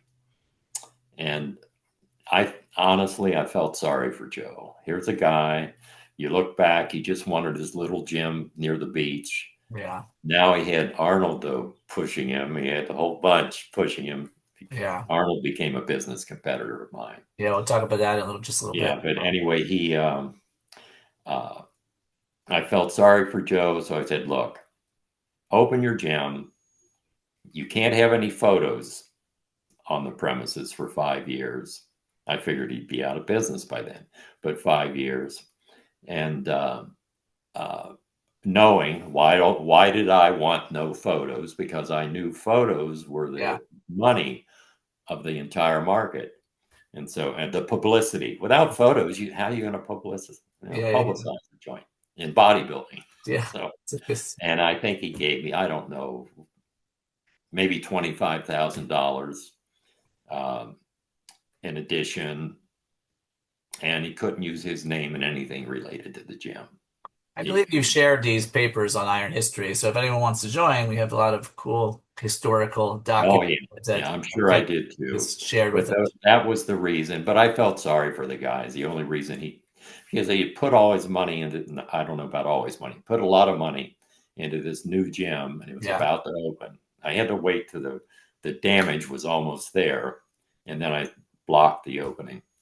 But yeah, I felt sorry for him. He wanted his gym, but I didn't want him to be able to pull the rug out from under me, so I Yeah. put Yeah. those restrictions on it. Let's come back a little bit with Arnold in a few minutes. But so Could we stop for just a minute? yeah, yeah. Remember, I'm 80 years old and I got to run. I'll be right back.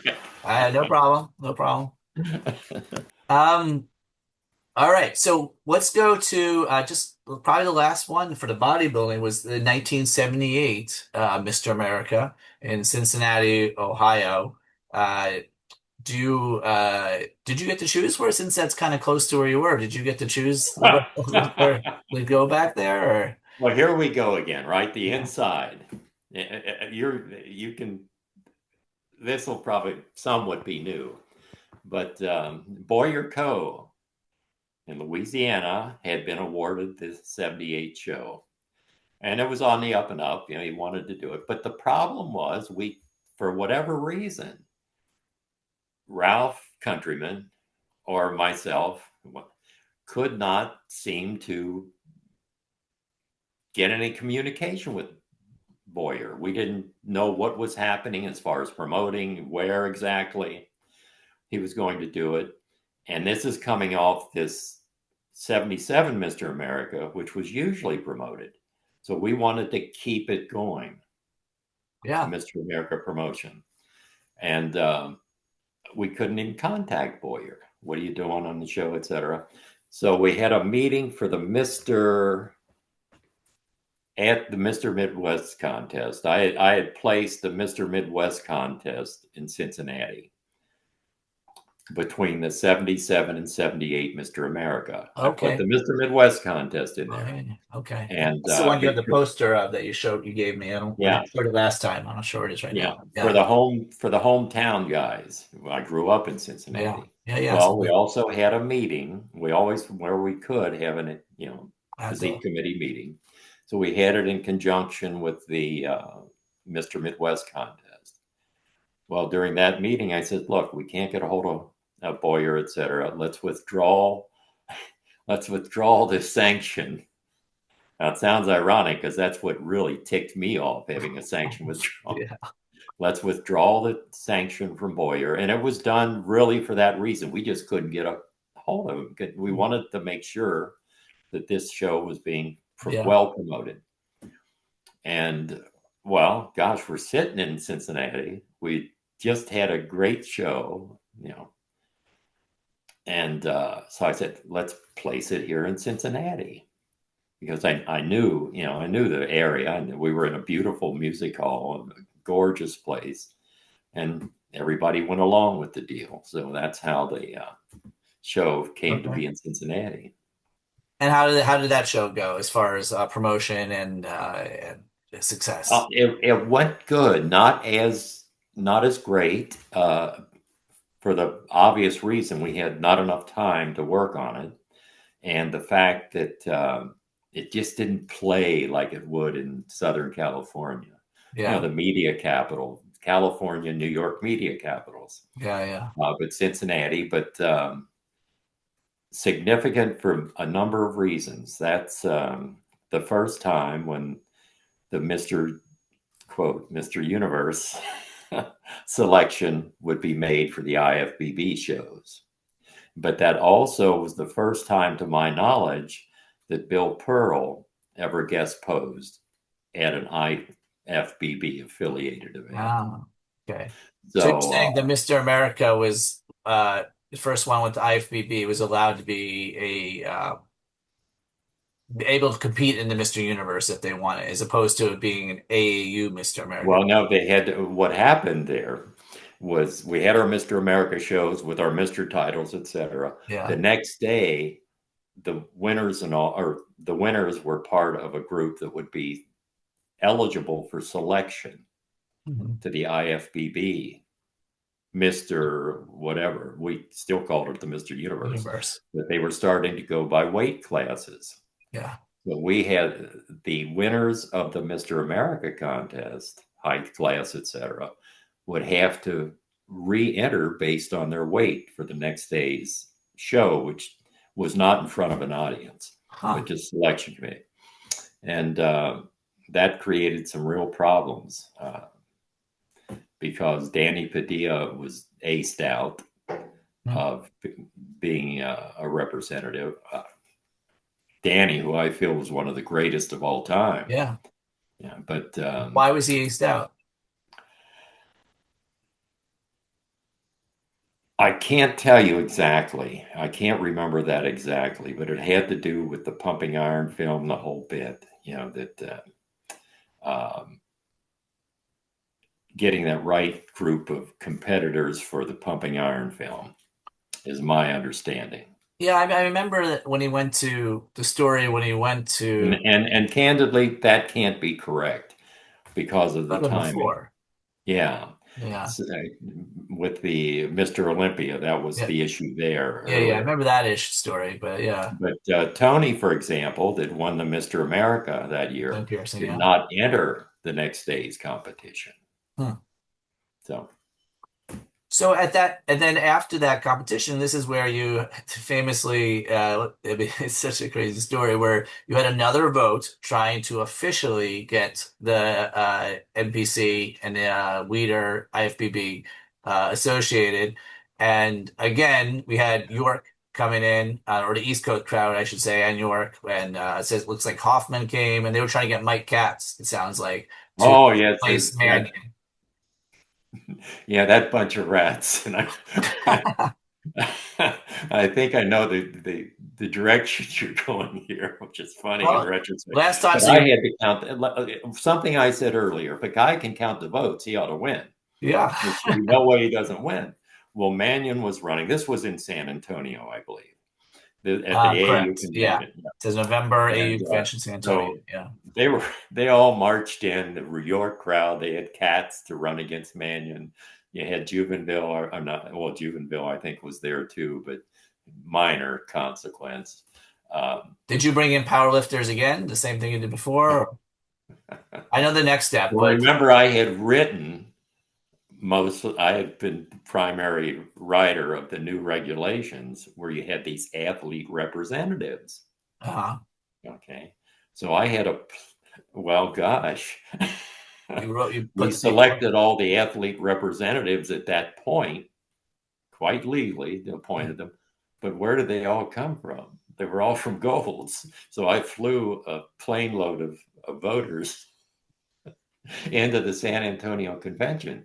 And you could see that, and even then, oh, it was close. You could see the York crowd all pumped up. They were sure they had the vote because they counted around the room. Uh, Right. Literally, they knew that they had the vote because they were counting faces and all. yeah. Well, who counted the vote? Who actually opened the counted the vote? Well, Manion made you a counter, correct? Manion made me the count. The secretary. Secretary obviously should be the one Counting, yeah. putting down the official records. But Mabel Rader was one of the Okay. counters. Oh, so you and Mabel. Dr. Walzak, who was with the York crowd. Okay. The three of us were back in this back room, side room, wasn't a back side room, counting the votes. Well, who created the ballot to begin with? This little paper ballot. It was me. So you had to have a. All you do is write the name of your selectee, your Yeah. candidate, on that. Fold the paper and drop it into the hat. Yeah. Well, I'm sorry. I shouldn't laugh about this because, in retrospect, I still feel it's funny to me. But it was a mission I had to make sure Manion stayed in, because at that point, that was the last meeting I thought I'd ever attend. Yeah. I was getting ready to Yeah. leave bodybuilding. And I wanted to leave it in what I thought would be good hands. Change history. Yeah. Anyway, so we're back there counting the ballots, and I had made up a half dozen. I can't remember exactly the number. And with Manion. But to make sure the count was consistent with the number of people voting, I had to drop that handful of Manion votes into the hat and just reach in and take out the same number of ballots. So you're sitting there with Mabel Rader, and Oh, they didn't know what was going on. was your heart racing? Was your I mean, I feel like I don't know. Oh no, I probably did some sleight of hand thing, Yeah. have to keep your attention. But anyway, Manion won by 2 votes, Do I you believe. remember the reaction when you Oh, it was done. They're looking around. They're wondering who was there to vote for Katz that switched. Yeah. Do you think they ever found out until decades later when you told that Oh story? no, not. I don't think they did. I don't see how they could have. Oh, yeah. But they took it as a straight vote. And Wow. again, it doesn't make sense. Well, it would make sense from my motivation. I put all this money and all this time really into building this organization in such a short period of time that I didn't want this other group to come out and Take it two destroy the steps whole. back also. Yeah, at Yeah. least 2 steps just for the publication, just for muscular development and strength and health. Yeah. uh, Mike Graham told me a humorous story about this, saying he mentioned some of this, but he told it in my interview with him previously. But he said afterwards that like Mike Katz and some of the guys were so angry, they're like, "We're gonna go down the hall and start our own organization," because and they like went to have a meeting down the hall, and then Mike says he. I guess you were in some type of hall or a convention center that you rented out or something that where you're having a meeting, and he says he went to the security guards and said, "We're having the physique committee here. We've paid for this. It's only we're allowed here. Those guys are trespassing because they're starting their own." And then the security guards went and kicked out Mike Katz and See, now that I don't even know about, but I presume that yeah, sounds like it would be true yeah. because the guys were just sore losers. And then that's how it changed. So after that, you got the Manion was in, and then I guess at some point the official vote had to take place. Because that was to get Manion in. At some point, the official, but you were started getting uh out of bodybuilding because your wife was ill and passed away, which we'll talk about in a minute. But let's finish this with the bodybuilding piece before we get to that serious piece of information. So that's where kind of sort of ended your bodybuilding involvement. But let's just take a step back to your suit, your lawyer with Arnold, because that's the interesting piece that probably happened a little before that. So at this point, you had done 1977, Mr. America. You were a big promoter, and Arnold, he got an out of bodybuilder in 1975, and part of what he was trying to do was become like be a big promoter as well. So he probably saw you as competition. And then he was going to sue you. Is that what happened? Or he did sue you? Oh no, he wasn't going to sue me. It was the opposite. Oh, you were suing him. Okay. Yeah, but I I can't be certain about the timing, but I'm pretty sure this came after the 78 Mr. After America. 78. Okay. And it had to do with the Gold Classic that, uh, but anyway, here's the deal. Here's the deal. This I can be precise on. Arnold made a mistake of when he was trying to draw people from Gold's to World's Gym. He made it sounds petty, which it was. He says Gold's Gym is an outhouse by comparison. Well, gosh, outhouse in a business context, that sounds like defamation to me. It sounds like I knew every element of every one of the legal theories. And so I hit dear old Arnold with a lawsuit. And this is probably the most interesting part of that whole era to me. But in order to prosecute the suit, move it forward, I started taking depositions. In the meantime, Arnold had sent Bobby Schreiber. Bobby, I should clear the slate for a minute. Bobby Schreiber, Maria's brother, came to California about that time. Young kid, but he was a writer. He had recently written in, I think it was Chicago or Detroit for one of the papers, one of the Hearst papers. He came to California to work on the Hearst Herald Examiner, a newspaper. Somehow, coincidentally, this young writer who never looked like he lifted a weight in his life wrote an article about Gold's, a really negative article, dark rumors around Gold's Gym, and it was above the fold of the newspaper, so it was the major article. Do you remember what newspaper that was in? Los Angeles Herald Examiner, and it was in, I believe, 1978. Anyway, so Bobby wrote this terrible article. Just coincidentally, he knew Arnold. He didn't realize what he got into by writing that article. So I, came down hard on the Herald Examiner, which had a daily circulation of 350,000 issues. So it was a major, hit. So I included a threat to the Herald Examiner that I was going to initiate suit against them. They realized, I think the editor realized that Bobby Schreiber had been taken advantage of by his future brother-in-law. Oh no, froze again. Oh, you're back. You're back. You're back. To write this article. Anyway, I would say over the next year for the Gold's Classic and the opening of Questar later, they gave me probably $1 million in free publicity out of that episode. But anyway, the show that really got Arnold, I think, worked up was the Gold's Classic, the 78 Gold's Classic, where I introduced a pro division, which Robbie won.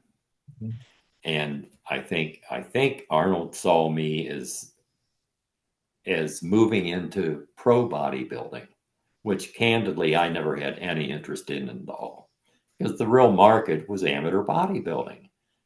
How many people in those days? What it is now, I don't know, but in those days, it was all amateur bodybuilding. Okay, that's different. Yeah. And so I was in control of amateur bodybuilding. It didn't bother me whether I had pro bodybuilding or not. But I think that kind of got Arnold a little nervous. He was having trouble with Weider at the time. And he was afraid that I would, and Weider was my buddy, that I would ace Arnold out of professional bodybuilding somehow. Yeah. I know the 78 Gold's Classic had the highest prize for a pro win at that time, etc. So I don't know. I don't know all the dynamics. I can only suspect. Yeah. But I think that. So you got him to write that article. You sued him for defamation, and Oh yes, get back to that. This was the key. Arnold was trying to become a movie star at that time. I yeah, knew that, right? And I knew what would impact that in those days. Remember, this was an era where you didn't have openly gay people. You had a lot of closet cases, etc. yeah. But I had my attorney. I remember to this day of slipping him the note, my attorney the note. I said, ask him this. So just to clarify, so you were doing a deposition of Artie Zeller, right? And you had told this, Ah, thank you. yeah, The dear old Artie. I was doing a deposition of old Artie, who I knew was so nervous. He was just nervous, right? Shutting his car door too well, loudly. you told us that, yeah, yeah, Anyway, Artie's sitting there and he gets this question from the attorney, and you have to put it all into context. We had attorneys for Arnold, Paramount Pictures, Golf and Western. They're all sitting around the table, and me and my lonely little what is attorney. Gulf and Western? What's that? Golf and Western owned Paramount. Gotcha. Okay. Yeah. Wow. So I went right up the line. I was going after every one of them to get dissension to break them off and then just go after Arnold. But so keep in context, the important thing here is Arnold was wanting to become a movie star. He didn't want anything to come into uh, out to say how much. Well, they already had the stereotype, general public.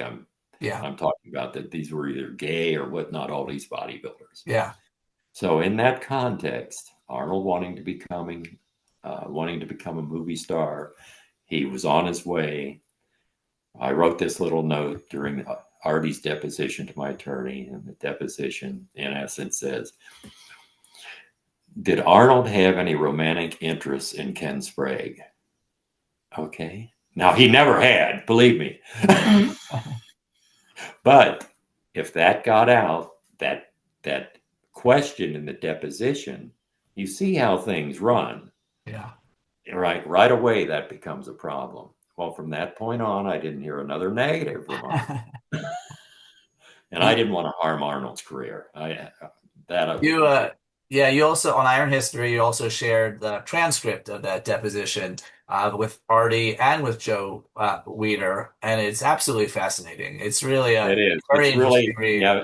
If your viewers can go back and read that, Yeah. that is some fascinating material, I think, Because for it's anyone. also it really is interesting, especially the Joe Weider stuff to me, because yeah, you've heard Arnold and Weider have their ins and outs, but as you said, this was a time when they're outs, and Joe says some pretty damning stuff in there about Arnold. Oh yeah, Yeah, he questions Arnold's integrity, etc. Yeah, yeah. yeah. So it's And Joe was legitimately hurt because he had brought Arnold here to the United States, yeah, and he never expected Arnold to stand on his own 2 feet. yeah, That's another issue. And Arnold could stand on his own 2 feet and did. But a nice thing about that, Arnold later went back and recognized the contribution that Joe yes, had made to him. yes, And even now, I'm sitting here thinking about it. You know, the breakup between Arnold and I, it was as much my fault as Arnold, maybe more my fault. But and I on think that Arnold's note, a great on guy today. on that note, didn't he try to sue you some years earlier because you had put some footage of him in one of your films? On that note, and no, he didn't try to sue me, but it sure ticked him off. Uh, had footage. You mentioned I was in the uh, 72 IFBB Mr. America. Well, I had someone take footage of the show for my use, Hmm. for me. When I say for me, I mean in case I decided to do a concept with someone on a stage, and then, Yeah. you know, well, Arnold was also guest posing there, as was Franco. Well, when the guy cut the film together, Arnold and Franco were Gotcha. left in the final film that went into theaters, etc. Yeah. Uh, Arnold came to the studio the next day complaining. He had seen, he and Franco came together. They Uh-huh. had seen them uh, themselves in this film. They Yeah. had heard about this film. So gay pornography, but they weren't into pornography. They just happened to be in the storyline of a bodybuilder on stage. Exactly, Yeah. Yeah. exactly. Yeah. And I thought to myself, gosh, that was a terrible. That was my fault. I should have seen that coming Mhm. and and gotten rid of that footage Mhm. of Arnold and Franco. Anyway, so they went to Joe Weider and what should I do, Joe? What should I do? Joe said, go talk to Ken. So they came to the studio. I doubt that either one of them had slept because they were at the theater the night before watching the film. And I said, it'll be out by the end of the day, which it was. I realized that I realized it was in there.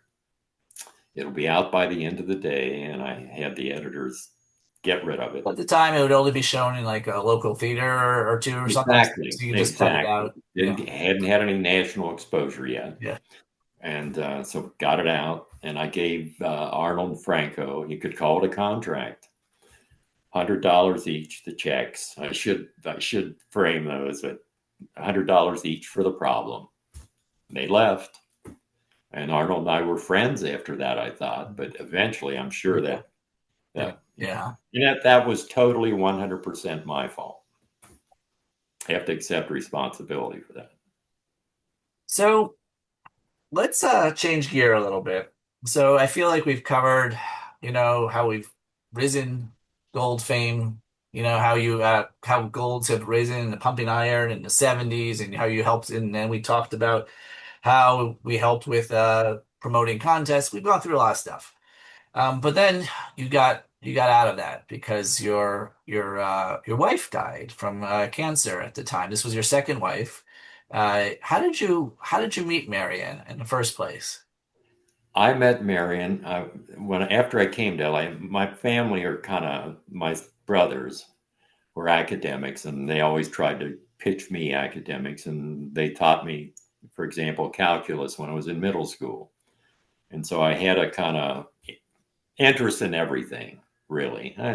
Interest in everything, particularly in those areas that they had bootstrapped me upward, Okay. math and science. So I was in and I took a class at City College, LA City College, to refresh my understanding of chemistry. What year is this? This was in 1971. Okay. Okay, so I was in a chemistry class, and we had to select lab partners. And so Marion came running over to me. This little girl was just, how to describe her? This cute little girl that was obviously so sincere and honest and had a world of integrity. Can I be your lab partner? I said, sure. I didn't know anybody else. So that's how we first met. And coincidentally, I was in shape at that time. I found out later that Marion's mother, I also took another class in some sort of sociology, but because I was on campus at the time anyway. So Marion's mother came home that night and said, oh, I met this guy in, in sociology class. You've got to see him. You've got to see him. And sure enough, a couple of days later, here I was coming by the house to pick up Marion. So it was one of those deals. What do you say? And then, moving on. How long until you got married? Pardon me? How long did you know her until you got married? Oh gosh, I suspect close to a year. Something. It's close to a year. But she was an absolute jewel as far as integrity and honesty, etc. Something I wasn't dealing with otherwise. It was quite attractive. Was it a so you were leading these multiple lives, right? So you had your ex-wife and two children, or was it three children if you had Two stuff? children. Two Mhm. children.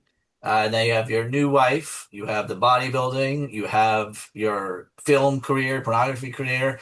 Like, how did she, and she's saying she was very, and had, very innocent, maybe, woman. Like, how did she interact where you were making these films and like going And, on and the town and was she involved in your life in there or was it like a separate thing or it was absolutely separate. She had no idea, as far as I know.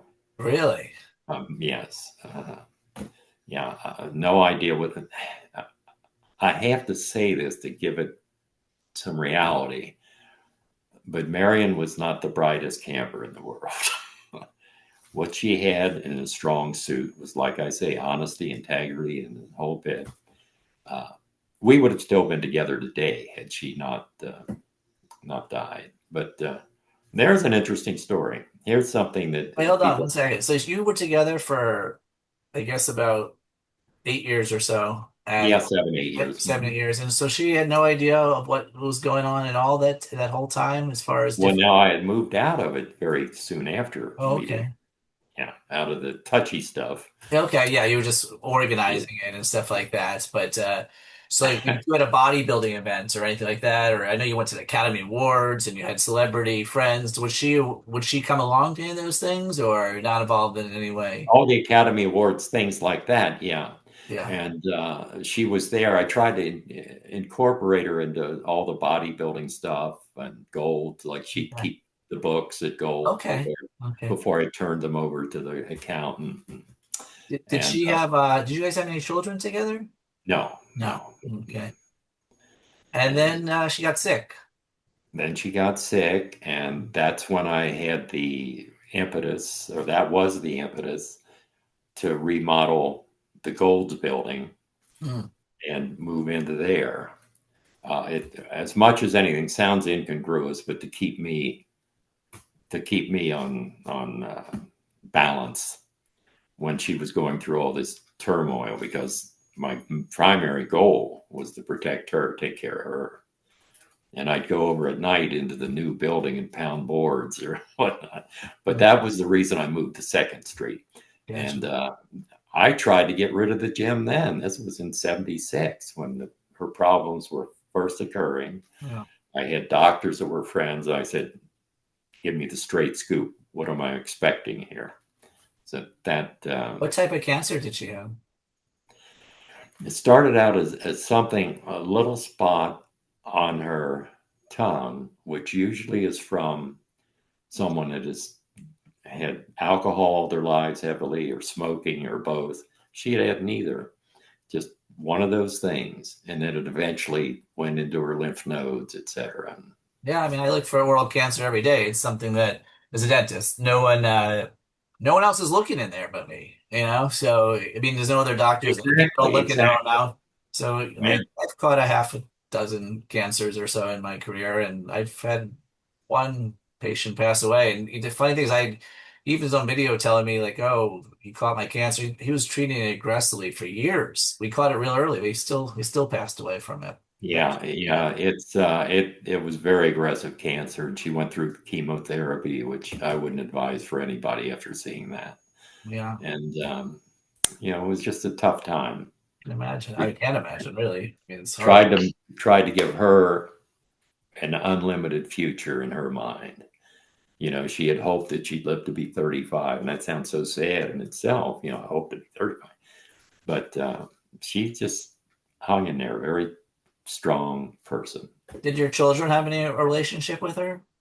No, No. no, no, they did not. She didn't like kids, but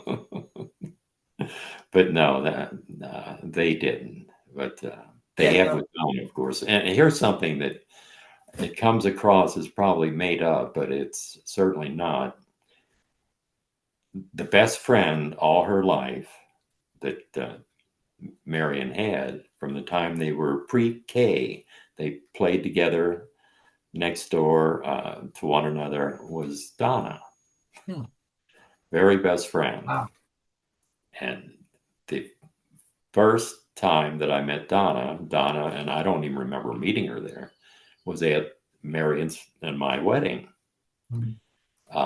didn't see her again until she heard about what, and then she went off. She graduated from UCLA, went to Asia to teach, etc. And the next time was that I saw her was when she came to take care of Marion. She dropped everything when she heard about it. Yeah. And she'd come every few days. She was living in San Francisco about that time. And I could spot in Donna the same integrity and same, gosh, they came from the same environment. Yeah. And nothing ever happened there. Believe me, I had not even the slightest concept. But on the day before Marion died, Donna was on one side, I was on the other. We're sitting on each side of Marion's bed. She asked Donna, please take care of Ken. And she asked me, please take care of Donna. And that was the basis of the connection, which I didn't pursue. But I thought, well, got to call Donna, see how she's doing. Flew up to San Francisco. And that started the whole deal. Wow. I was lucky. I was darn lucky.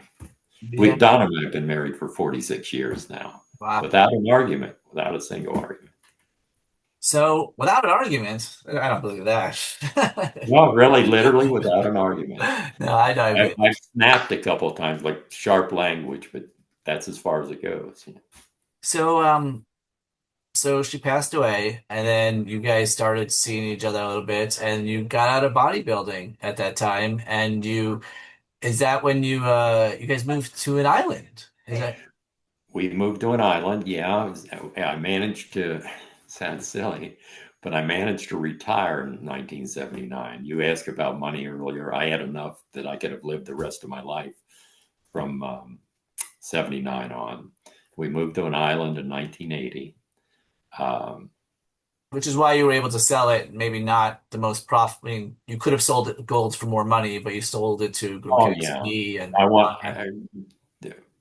Marion had a particular liking for Pete. Pete was. They just connected. He could see how just open and honest she was, I think. Mhm.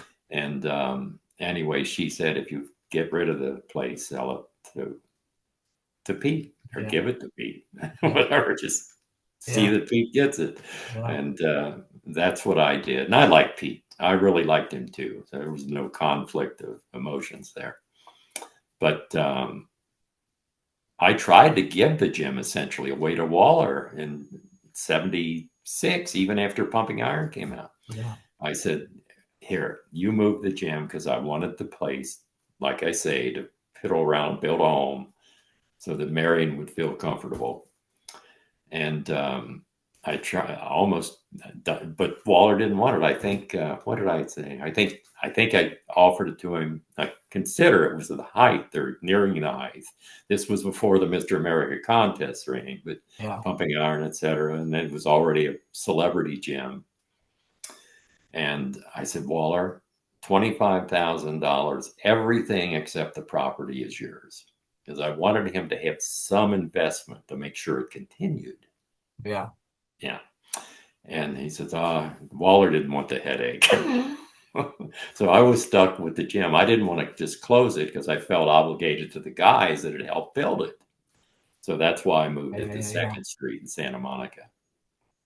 Quickly, just a second. Are your legs touching the table when you're? The camera keeps Oh, shaking. I apologize. No, it's Thank okay. you. I don't. When you laugh, I see a I camera. didn't realize that. No, Yeah. it's fine. So, I can't see the screen on my end either. it's not a big deal. It's mostly audio, but just wanted for the audience. But okay, so they sold it to Pete and Ed Connors, and was it around the same time that you decided to basically like retire? I guess that's why you moved to Island. You're like, we're just gonna get That away. was pretty much it. Yeah. Yeah. And Donna and I needed time, together. And Which island? Where did you go? Which island? Orcas Island, it's in the San Juan Islands off the coast of Vancouver, Canada, Okay. and Oh, okay. Washington State. And it was a great place. It was just a great place. But then I could see it was too isolated. Um, I brought Kenny and Julie, the two older kids I have, with me to the island. Oh wow. How old were they? Ken, oh Probably gosh, 15, he would have been 13. about 15 at the Yeah. time, something like that. Yeah. Anyway, he was being heavily recruited, and I felt I had to leave the island then for his best interest so that more coaches could see him. And Well, Donna was kind of a fish out of water there. No libraries, no, she's really wow. academic Like too. how small was this island? Well, it's not as small as a little island seems, but to give you some context, I was on the beach. I had a beach front location, 15 acres and a beach. And the closest, well, you couldn't see another light at night Um, in the distance, but there was 20 miles of coastline on this okay. island, and there were fewer than 500 year-round residents. Wow. So Okay. that's had a small school. The graduating class was 18, and this included people being boated in from the adjacent islands, the small little ones. But it wasn't good for Ken Jr. or Julie or for Donna, really. If it were just Donna and I, we'd probably still be there. But you have all these other, cross current obligations, children and all. So you were trying to find a better school for your son going to high school and then trying to Well, into he was college. in high school. He was Okay. already in high school. So you're looking for colleges for him. What sports Yeah, did your son play? when And he was in Southern California, he was heavily recruited. UCLA, Georgetown, all the big schools at the time. for which sports? Basketball, Oh, for basketball. basketball. Okay. That was my first love, I think, in Yeah. sports. Yeah. I played a lot. And now, as a pitch, I'm giving you a pitch here. It Okay. carries through to generations. My grandson, on my daughter's son, was the number one ranked freshman in California last year Oh for wow. the basketball. Of course, he's 15 and 6'9", Oh God. Wow. It's a big and young quite a generation. bit. And the So other kid, granddaughter, is playing now professional basketball, and all the kids into basketball except oh for wow. Chris. Chris, I looked at him and I said, let's make him a shot putter. Yeah. So Chris was a child you had with Donna. Yes, Yeah. Yeah. 1980. Oh, that's the year I was born. Um, so also around this time, when you were on the island, that's when someone approached you for Questar and doing Uh-huh. Questar. So I know you would want to get out of the business. Was it part of you seeing that your son had to go back to the mainland that you You thought, hit the nail on the head. yeah, It was a combination. It would satisfy, I think, Donna's needs, Ken Jr.'s needs, as far as getting back to LA. And be honest with you, I wasn't particularly interested. I used the same promotional skills and got a lot of PR out of it, but I wasn't really that. why don't we tell a story and tell what Questar is? Because a lot of people probably don't know what that is. Yeah, Questar was a novel concept in that standard lifting type machines like curl machines, bench press machines. The novelty of it was that it would use water as weight. It had this tank of water, and you adjusted the resistance by how much water was in the cylinders that came from the tank. Tank of water, water was uh, pumped into the cylinders to reach a particular resistance weight. What was nice about it, it was all controlled by a thumb switch, a sensor here. Mhm. All you have to do is touch it up or down or whatnot. And the weight would go up. And as soon as you wanted to, the weight would drop down. Pretty amazing. So you could have these sets where you started low, went up to your maximum, and very slowly drop down So to you your can increase minimum. the weight while you're up there by pushing a button, and you can do like a heavier negative. Exactly. Yeah. Exactly. Yeah, there's very little information about it, like on the internet. You did share some, I think, some pamphlets and things with us on Iron History, and it's a very unique concept. It seems to make sense, but I believe you talked about like just so someone came to you with this idea to help market it. That was what it was. Who was it that Yeah, came? someone wanted me to market it, and I managed to. I would if I were given majority interest in the company. because I didn't want to be interfered with. Well, Mhm. this company, what we did with that, we joined up with another group that wanted to manufacture the equipment. And so and thereafter created a problem of different concepts of where to go with this thing.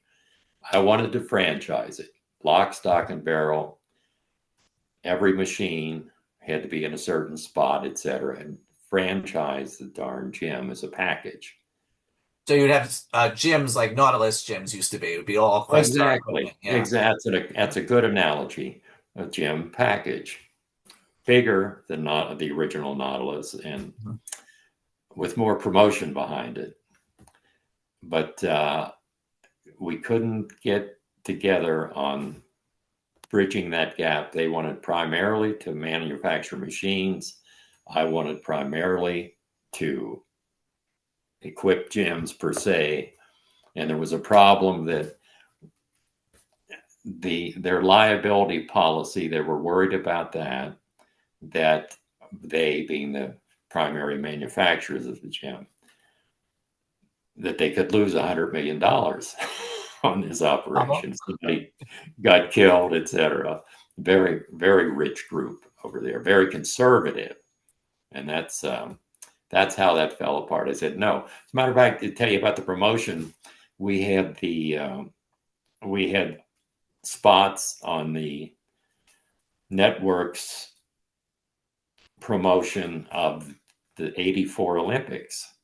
For example, we had estimated over 1 billion people watching these water machines going as part of a promotion of another deal. I had women's boxing Huh. in the facility, in the Questar facility, and a restaurant, Yeah, I'd medical love to see any practice. Oh, footage of that. Like I said, I've searched the internet. There's so little yeah. photos. It's just like a couple You photos can here. get some Yeah. real feel about what the gym was like, part of it, by looking at either the second or third Rocky film where they had this high tech gym, Day fourth four, movie, because that's with Draco and Russia. Drago, the Yeah, Drago machine. Draco. Yeah. He was training on that equipment, this high tech futuristic equipment in Yeah. that gym They and have the whole running on. montage scene where Arnold Sly is training in like the snow with logs, and they would cut Exactly, to the old him. fashioned way, Yeah, chopping logs, yeah. etc. And then A they'd cut great to him in comparison. the supposedly futuristic Russian training facility, but it was actually your Questar facility. Yeah, exactly. Yeah, That's it. that's So cool. I have to you go back have and look seen at it. it, and in I can't remember another film, a major film that had Questar. I'll remember it at some point. Yeah, I'd be But we were, curious just to get some I was participation. getting $50,000 a day as a site fee to let them film there. You know, Oh wow. how it all works. So you had like one, was it just one gym that you actually had?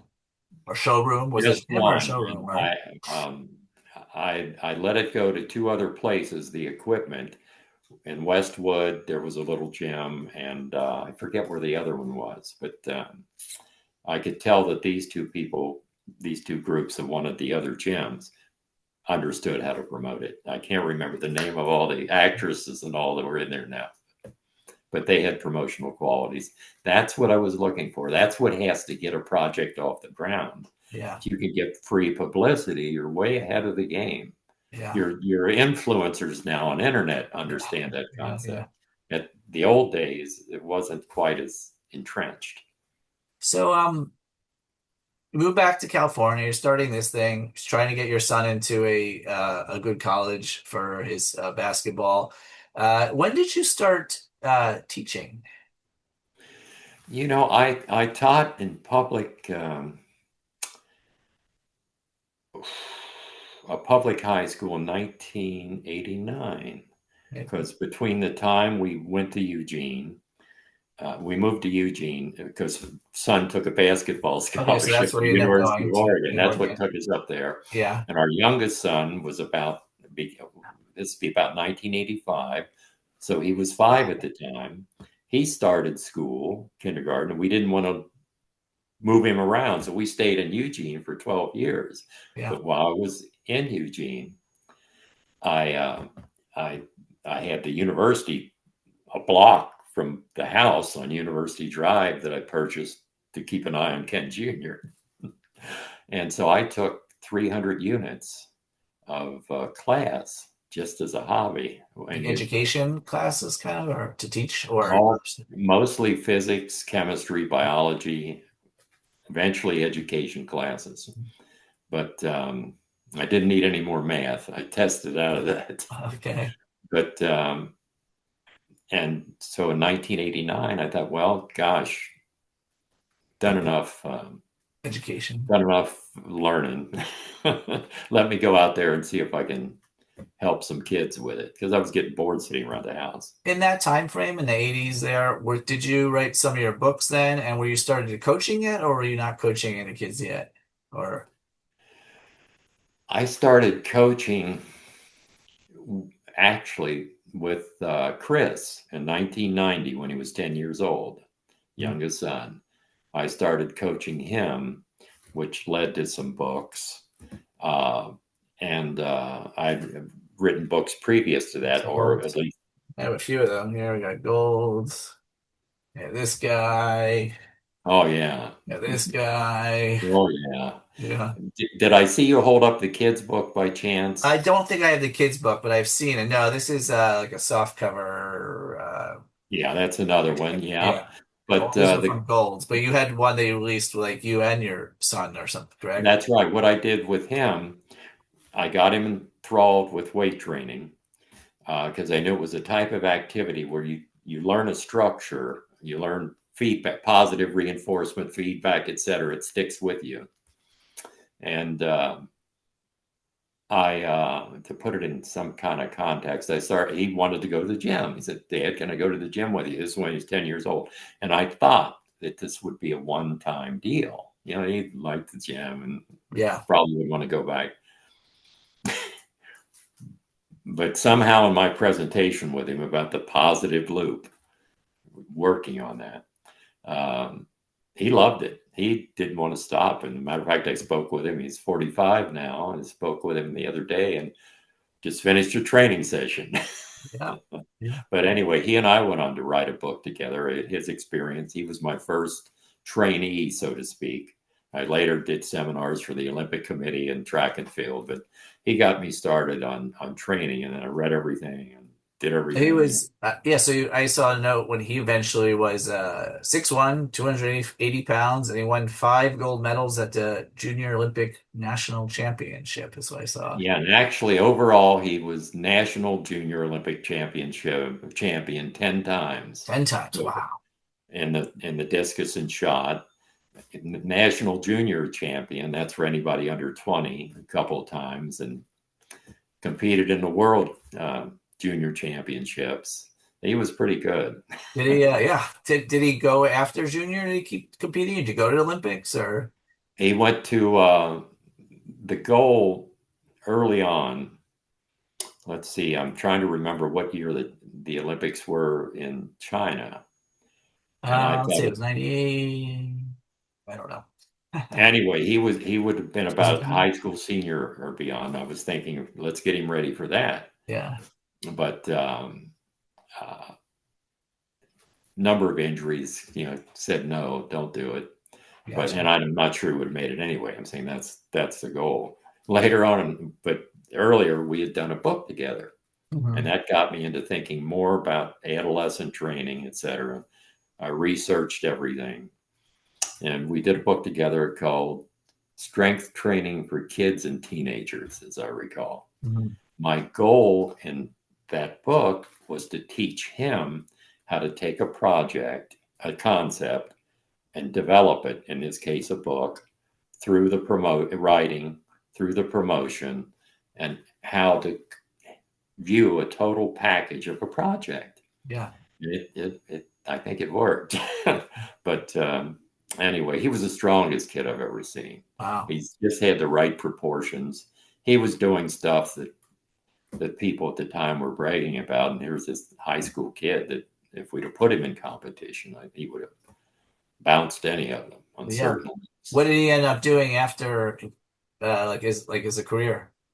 Well, he went to Stanford on a track and field scholarship, graduated from Stanford in computer science. He had a double major, computer science and symbolic systems, which is trying to integrate a neural approach to computers. And then he went on to get a master's. He wanted to come home. We wanted him to come home. We were living in Atlanta at the time, to mommy and daddy.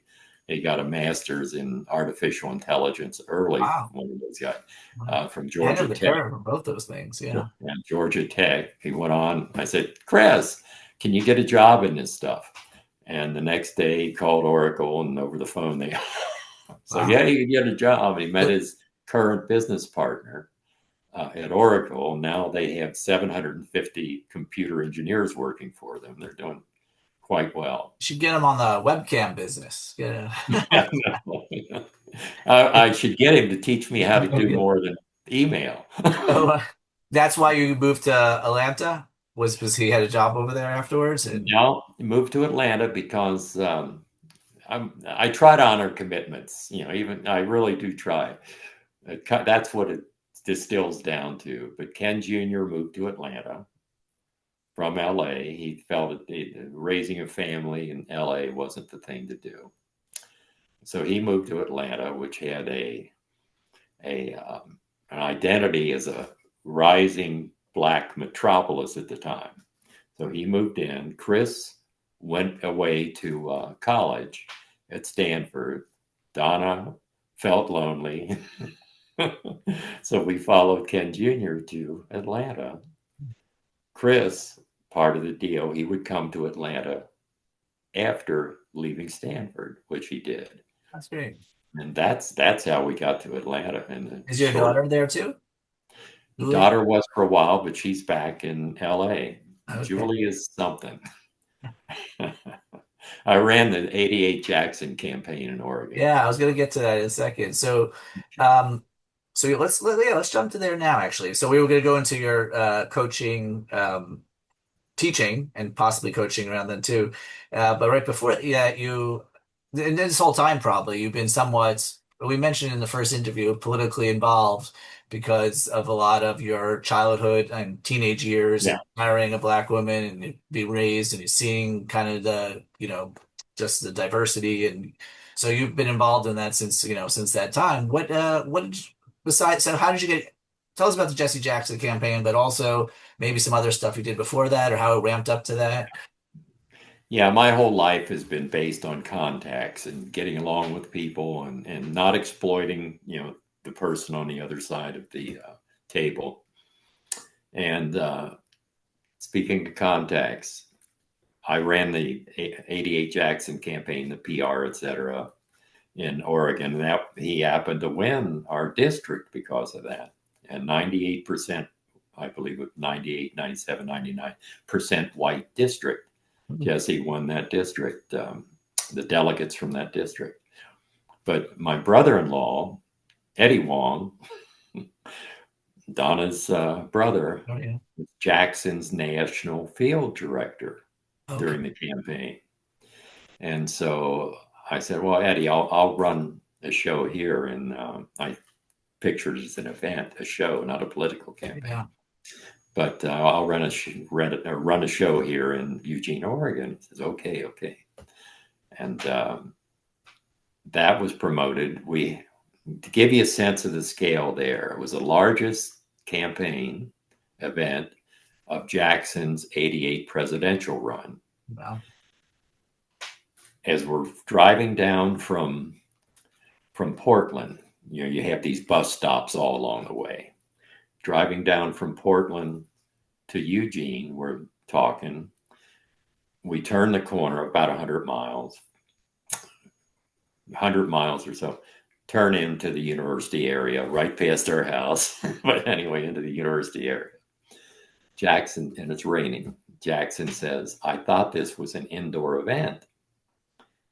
And I said, well, it is an indoor event. That's the overflow. There are 5,000 people outside. And the Washington Post said it was the largest spectator event of his campaign. So Did you inside do any were other trained. political stuff before that, or it was just from your contact with your brother-in-law? I'd say that particular event or campaign was because of the brother-in-law. Um, but I've always been sort of involved in politics. I was president of the school in middle school and in high school, president of the Wow. class. Yeah, One was the middle school was all white, yeah, the yeah, high school was all black, and so yeah. I could sort of worm around and do those things. After that campaign, after the Jesse Jackson campaign, did you do anything else in that field? Or Yes, I mean I was heavily involved and like came back on the scene heavily with Obama because that was like a realization of something that I aspired for our society yeah, from the time when even my in-laws said those kids will never have a chance. yeah, Interracial kids don't have a chance in this society. yeah, And I had gone to the 1963 March on Washington with a couple of high school yeah, friends, yeah. We talked African about that. Americans. Yeah. And then in 2013, Don and I were guests of the White House for the 50th anniversary.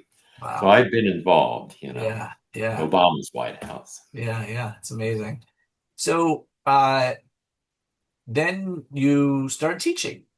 So you started, what subject? What did you teach? What are your first jobs teach? You taught for maybe 20 years, something like that? Yeah, I mean, counting time in Eugene, primarily math and science, but also I like to take the kids that were behaviorally disordered. Mm. And I got a master's in behavioral disorders and modifications. You say you took Uh, them like as a counselor? as a Oh, teacher, really, you could have gone into counseling, but my goal was to teach, to be there, and try to change behaviors because people, it's hard to figure what motivates anybody, yeah. but what matters most to an outsider is how they perform, the behaviors. And integrating a behaviorally disordered kid or behaviorally disordered bodybuilder into the mainstream, you had to worry about how they came across, Uh, uh, that they didn't disrupt the the social setting. so you helped them. Perhaps they didn't have the home environment, so you say you would kind of find lost souls almost and try to help them along. Oh yeah, usually behaviorally disordered kid starts really early, and it's from the environment. Now you can't go back and change the environment, Mm. but you can find out how that translates into the present and find those areas that you know key them to act irrationally, like a condition precedent. Why are they doing such and such? We'll go back before that and decide, well, what set them off, even if it's an hour earlier, and try to modify their behaviors, their approach to eliminate the Yeah. nature of that trigger. And that's kind of what you did for 20 years. You taught, so you were Yeah, just well, school a lot of teacher. times I would teach AP calculus, but also demand that I get some classes that were designed for behaviorally disordered kids. Okay. Like what would they, how, what, because that's, yeah, you don't usually think of that as like so it was a different than the calculus. What class would be, what would Oh, it? that would be a special education class for Gotcha. kids with behavioral disorders. Okay. Okay. Gotcha. Nothing to do with their intellectual capacity, but most Gotcha. most were inhibited or chained to Yeah. any without academic success because of the behaviors they manifested in the classroom. Gotcha. That must have been rewarding Oh, it was. I got along great with them. After being in Golds, you learn that kind I've seen all types of people. What so you taught calculus, and when did you get involved in school coaching as well? Or was it Oh just yeah. In children? fact, I decided I had had a lot of experience after with Chris Yeah. teaching him and then teaching others. I one young lady that made the finals of the Olympic trials. She wasn't successful. I think she was like sixth in the Olympic trials in the javelin, but she was fresh out of high school and a type 1 diabetic. So I had to work around things like that. I got her involved in track and field earlier when she was maybe 10 years old. She was how old? I think she was 10 at Oh, the we time. started. Wow. Okay. Interesting. So then, so you did that. Were you, and I think I saw where you were voted Teacher of the Year one year. Oh yeah, teacher of the year by the school district, and see that see that Did you put some dichotomy there. ballots in there? No, I didn't fix the ballots that Okay. time. But I thought about it, but yeah, teacher of the year, and that's quite a difference from the earlier days. You would never expect it, I'm sure. Right, well, it's definitely a change. I mean, you were this big personality, not personality, but just doing grandiose things. And not that these are less important. Maybe they're more, actually, probably more important helping these children. But it's definitely a different spectrum Yeah, than and of course, early. Yeah, and of course, it's probably surprising that with my earlier background that I would wind up being so interested in just the one-on-one yeah, training. yeah. Well, and you're retired now, right? Oh yeah, yeah. Yeah, I've been retired since 2011. yeah. So, but I kept up the teaching. I was also, which I'm proud of, although I've dropped that organization, but I was educator of the year twice for the NAACP too. Oh, wow. And a lot of the local politics I'm involved in is education, where I've litigated the local school district and made a substantial change to how they were teaching minority groups. What were you like? Give me an example. Like, what type of changes? Well, what type of changes? They used to have two separate tracks, for example. Uh, if you were white, you would be channeled into the IB program. And if you were non white, you wouldn't be channeled into that. You'd be this collection of classmates. The white class would be very well watched over with resources.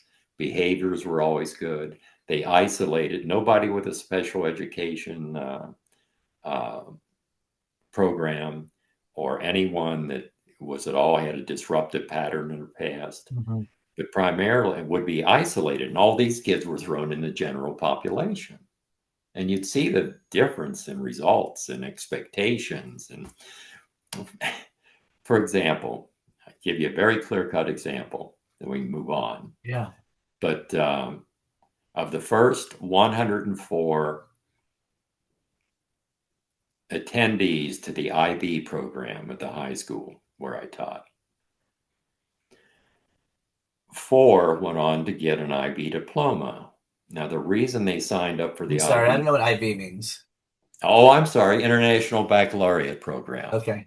but it was the good students or those that are white in that program. Seriously, I mean, it was that graphic. This was What? in 2000. You know, Wow. this wasn't Yeah. back in a long history. Yeah.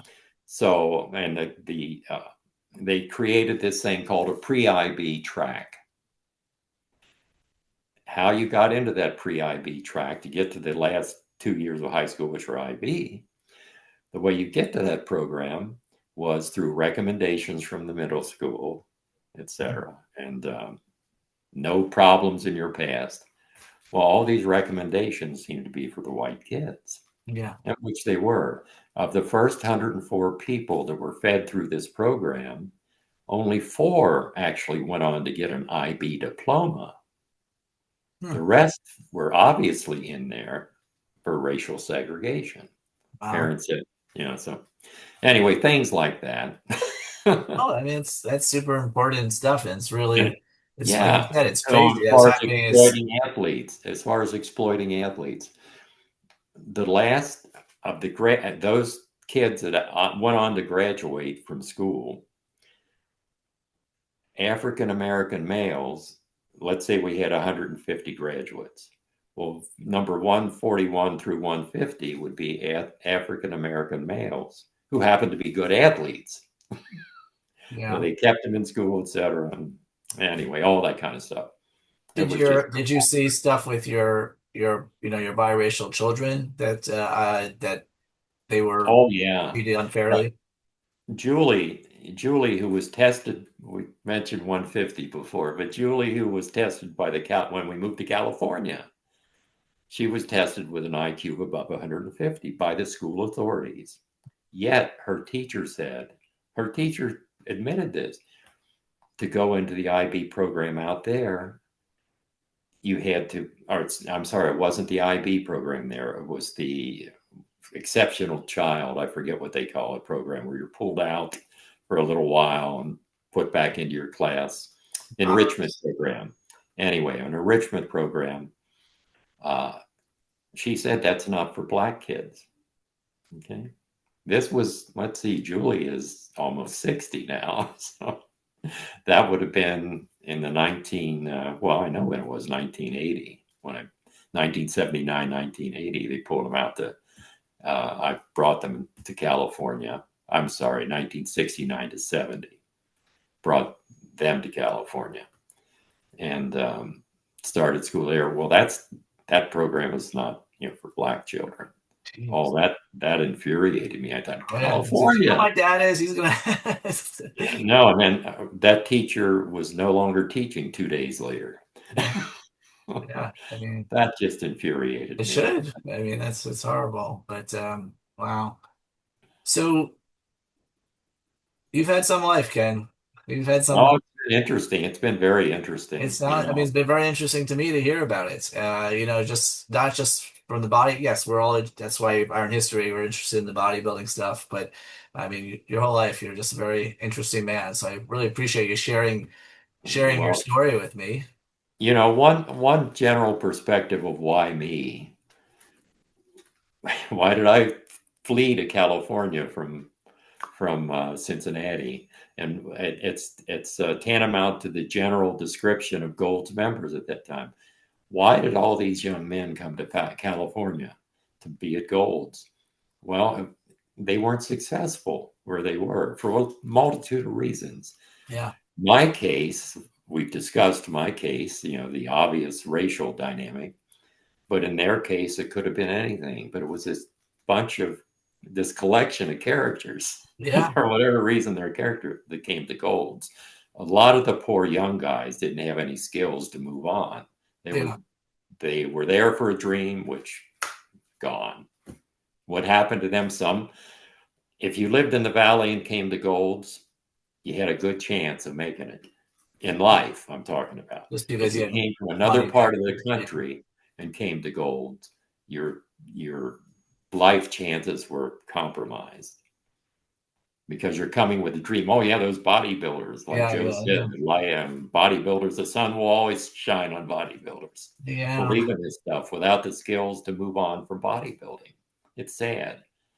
It really Yeah. is sad. Yeah. I mean, that's could happen with a lot of, I mean, not everyone's successful in sports, I mean, sports, Exactly. and it's going to be a very small percentage of people that Yeah. will be. So, But usually they had the moderating and support yeah. group Yeah. Yeah. in Yeah. their Yeah. home. School and home. But yeah. Yeah, but once you leave home, you don't have that support anymore. And coming to California, in what's often at that time called the land of fruits and nuts. Well, Yeah. Yeah. I mean, you obviously, as we've seen, has kind of been, yes, a lot of your intelligence and your physical, gifts you had, but then also some of it was luck also, oh, a lot of it was Yeah. luck. Yeah. It's really a combination, which makes it an interesting Had story. I had I not snuck into Gold's Gym that first time, and had I not lived at the beach, it's all if. Had I lived next door to Vince's, who knows? This was something I think this was a David Chapman question or something similar. Looking back on like bodybuilding history, uh, when they talk about Gold's Gym and the era of Arnold and all this, you're not mentioned as much as in some of the histories and magazines. Like, why do you think that is? And he said like two people. I don't know why he mentioned this, but these are two names he mentioned. He said, in that context, what do you think Bill Dobbins and also Ed Connors might not give you the credit, or maybe just in general, but that I don't know. We feel like if you look back on as a whole, you were definitely Whether it was partially luck, yes, but also all the other things. Like, why do you think that is? That maybe are not give as much credit as one would think when look if someone doesn't deep dive as much as we do. Oh, what I really think it was, I think it had been me or anybody else that came with that Dakota persona, trying to exclude that background. Remember at the time there was a stereotype about Yeah, bodybuilders, etc. I think they wanted to just exclude that portion yeah. from the reality of the situation.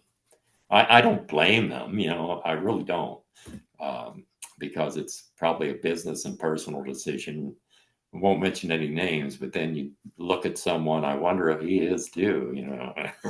Yeah, I mean, I mean, yes, homosexuality and bodybuilding go hand in hand, but when they're trying to make the public aware of it, there's been a stereotype against it for 100 years, Oh you yeah, know? yeah. So yeah, No, that makes sense. I I mean, get I get offers from major publishers occasionally to write a book, but I've been saying that too for years, but I know, I got you to do this and interview. there's a lot more nuances that could go into. I'm sure. But it's just mm, I'd much rather talk to a friend. I loved it. I had a great time. I hope people, is there anything that, I don't know. Is there anything else you want to say? Is there anything I missed out on? Anything you think's important, or just a final closing thoughts? I guess to reiterate what the context of the time was, it wasn't this glamorous time in 1970s as it is now. There was this Yeah, one location that got all the publicity without telling the full story of how rough it was for some of these young guys training there with all the hopes, etc. And where they are, who knows? Some of them I know have become successful. Some of them I know have really bitten the dust. I had friends from that time, had enemies from that time, but I certainly personally enjoyed that period. Like it doesn't sound like it at sometimes when I'm going after people with litigation, etc. But that in itself was a joy at times. I hate to admit it, when but you the say whole that you package. can, so when you have so many things juggling, so many different eggs in a basket, it seems like you always have, but especially at that time, a lot of people, including myself, will get very stressed, and it's hard to juggle it and to take things Mhm. very seriously. Do you feel that you don't have that in your personality, that you're more aloof with it, and that it doesn't, I don't know, you don't take some things to heart as much, maybe? I don't want to put words in your mouth at all. I'm just Yeah. wondering, you were really No, stressed at that time with all that going on. where some people, if they're stressed, will do poorly. I feel the same stresses, but it focuses me. It really focuses me to step forward. And I like to try new things. Yeah, yeah, If I never think back, I was going to say if I could go back to that area, or era, what would I? But that's not my MO. I see something, I respond to it, and move on. yeah. Yeah. Well, with that, having, moving on, I still appreciate you looking back with us, because it's definitely, I had a lot of fun. It's very, very interesting and funny and helps paint a great image of that time. Like you just said, people look on it completely as this romantic time, which, and people like me who didn't live it, and it's interesting. I like the history of the Iron Game, but I completely understand that what I'm interested in, there's a term for it that I don't remember it. There's a term for people who are nostalgic for something they never even knew. Uh, Yeah. Oh, and yeah. Yeah. yeah, and probably a lot of that's because it's told through the eyes of the people who are selling it, which are the Exactly. bodybuilding magazines, and when you were promoting it, the photos that we see, the stories that we hear. And I don't think there's anything wrong with that, but if you're just trying to get because it's fun to look at history. But if you're trying to get a more accurate portrayal, sometimes That's you have to right. go a little deeper. How many how many magazines would Josephine have sold? Yeah, Or how many T-shirts would I have sold, or etc. If the full story had been out there? yeah. It's And that's another reason I wanted to translate. I had it. Here's a little story. If you can interpose it somewhere. Okay. But the other day, my grandson, who's I mentioned before, who's all everything basketball player in high school. Well, he has a little girlfriend now, 15-year-old girlfriend. He's 15. They went to, he went home with her. My daughter, visited. The grandfather who was there, I don't want to mention his name. I just don't want to mention his name. But he was a fellow that I worked out a TV deal with for a yearly production of bodybuilding. It was first going to be Mr. America, and when I had too much trouble dealing with the Mr. America people, the AAU NPC, it was going to be the Gold Classic. That was going to be a yearly event. We had it structured. He had offered option money, etc. Well, he happened to be the grandfather of the little Like girl, my incidental. grandson, with, Yeah. and the other grandfather. I don't even want to tell you the movies he's produced because you'd know right away. But he's another billionaire. The other grandfather, who I had to deal with harshly in the past. So I'm just hoping he doesn't have the same Who's the other grandfather? Other grandfather, the boyfriend? So two grandfathers of the boyfriend, you're saying? two different sides of the same granddaughter. Yeah. Oh, granddaughter, right. It's your son, his grandson. And So the now, daughter, those are and his two parents. Parents. Got it. yeah. So But anyway, those kind of contacts, some of those, I just hope they don't. Well, I hope one doesn't mention that his grandfather's name is Sprague, because we had a real hassle. He's anyway. well, that could be a sitcom. Or a like Meet the Family, Meet the Parents. That's right. What that could have brought up, yeah. Yeah. Well, yeah. Anyway, I mean, you lived a life, so like you said, you made friends and some maybe not friends, I'm but not so friendly. That's yeah. right. That's right. But no, it was great. That's really all I got, unless you have the last thoughts. Uh, okay, that's it. Happy Yeah, to conclude it. it was great. Thank you so much, Ken. I will see you online. It'll take me a little while to put this together. I'm gonna put Oh, some, I bet it will. Yeah. but yeah, I got to listen through it again and put some of the photos you shared with me, and I'll find some photos. But Yeah. that was real fantastic. So thanks so much for spending the time with me. Thank you. I've enjoyed it. Take All right, care. take care. Have a nice day. I'll talk to you later.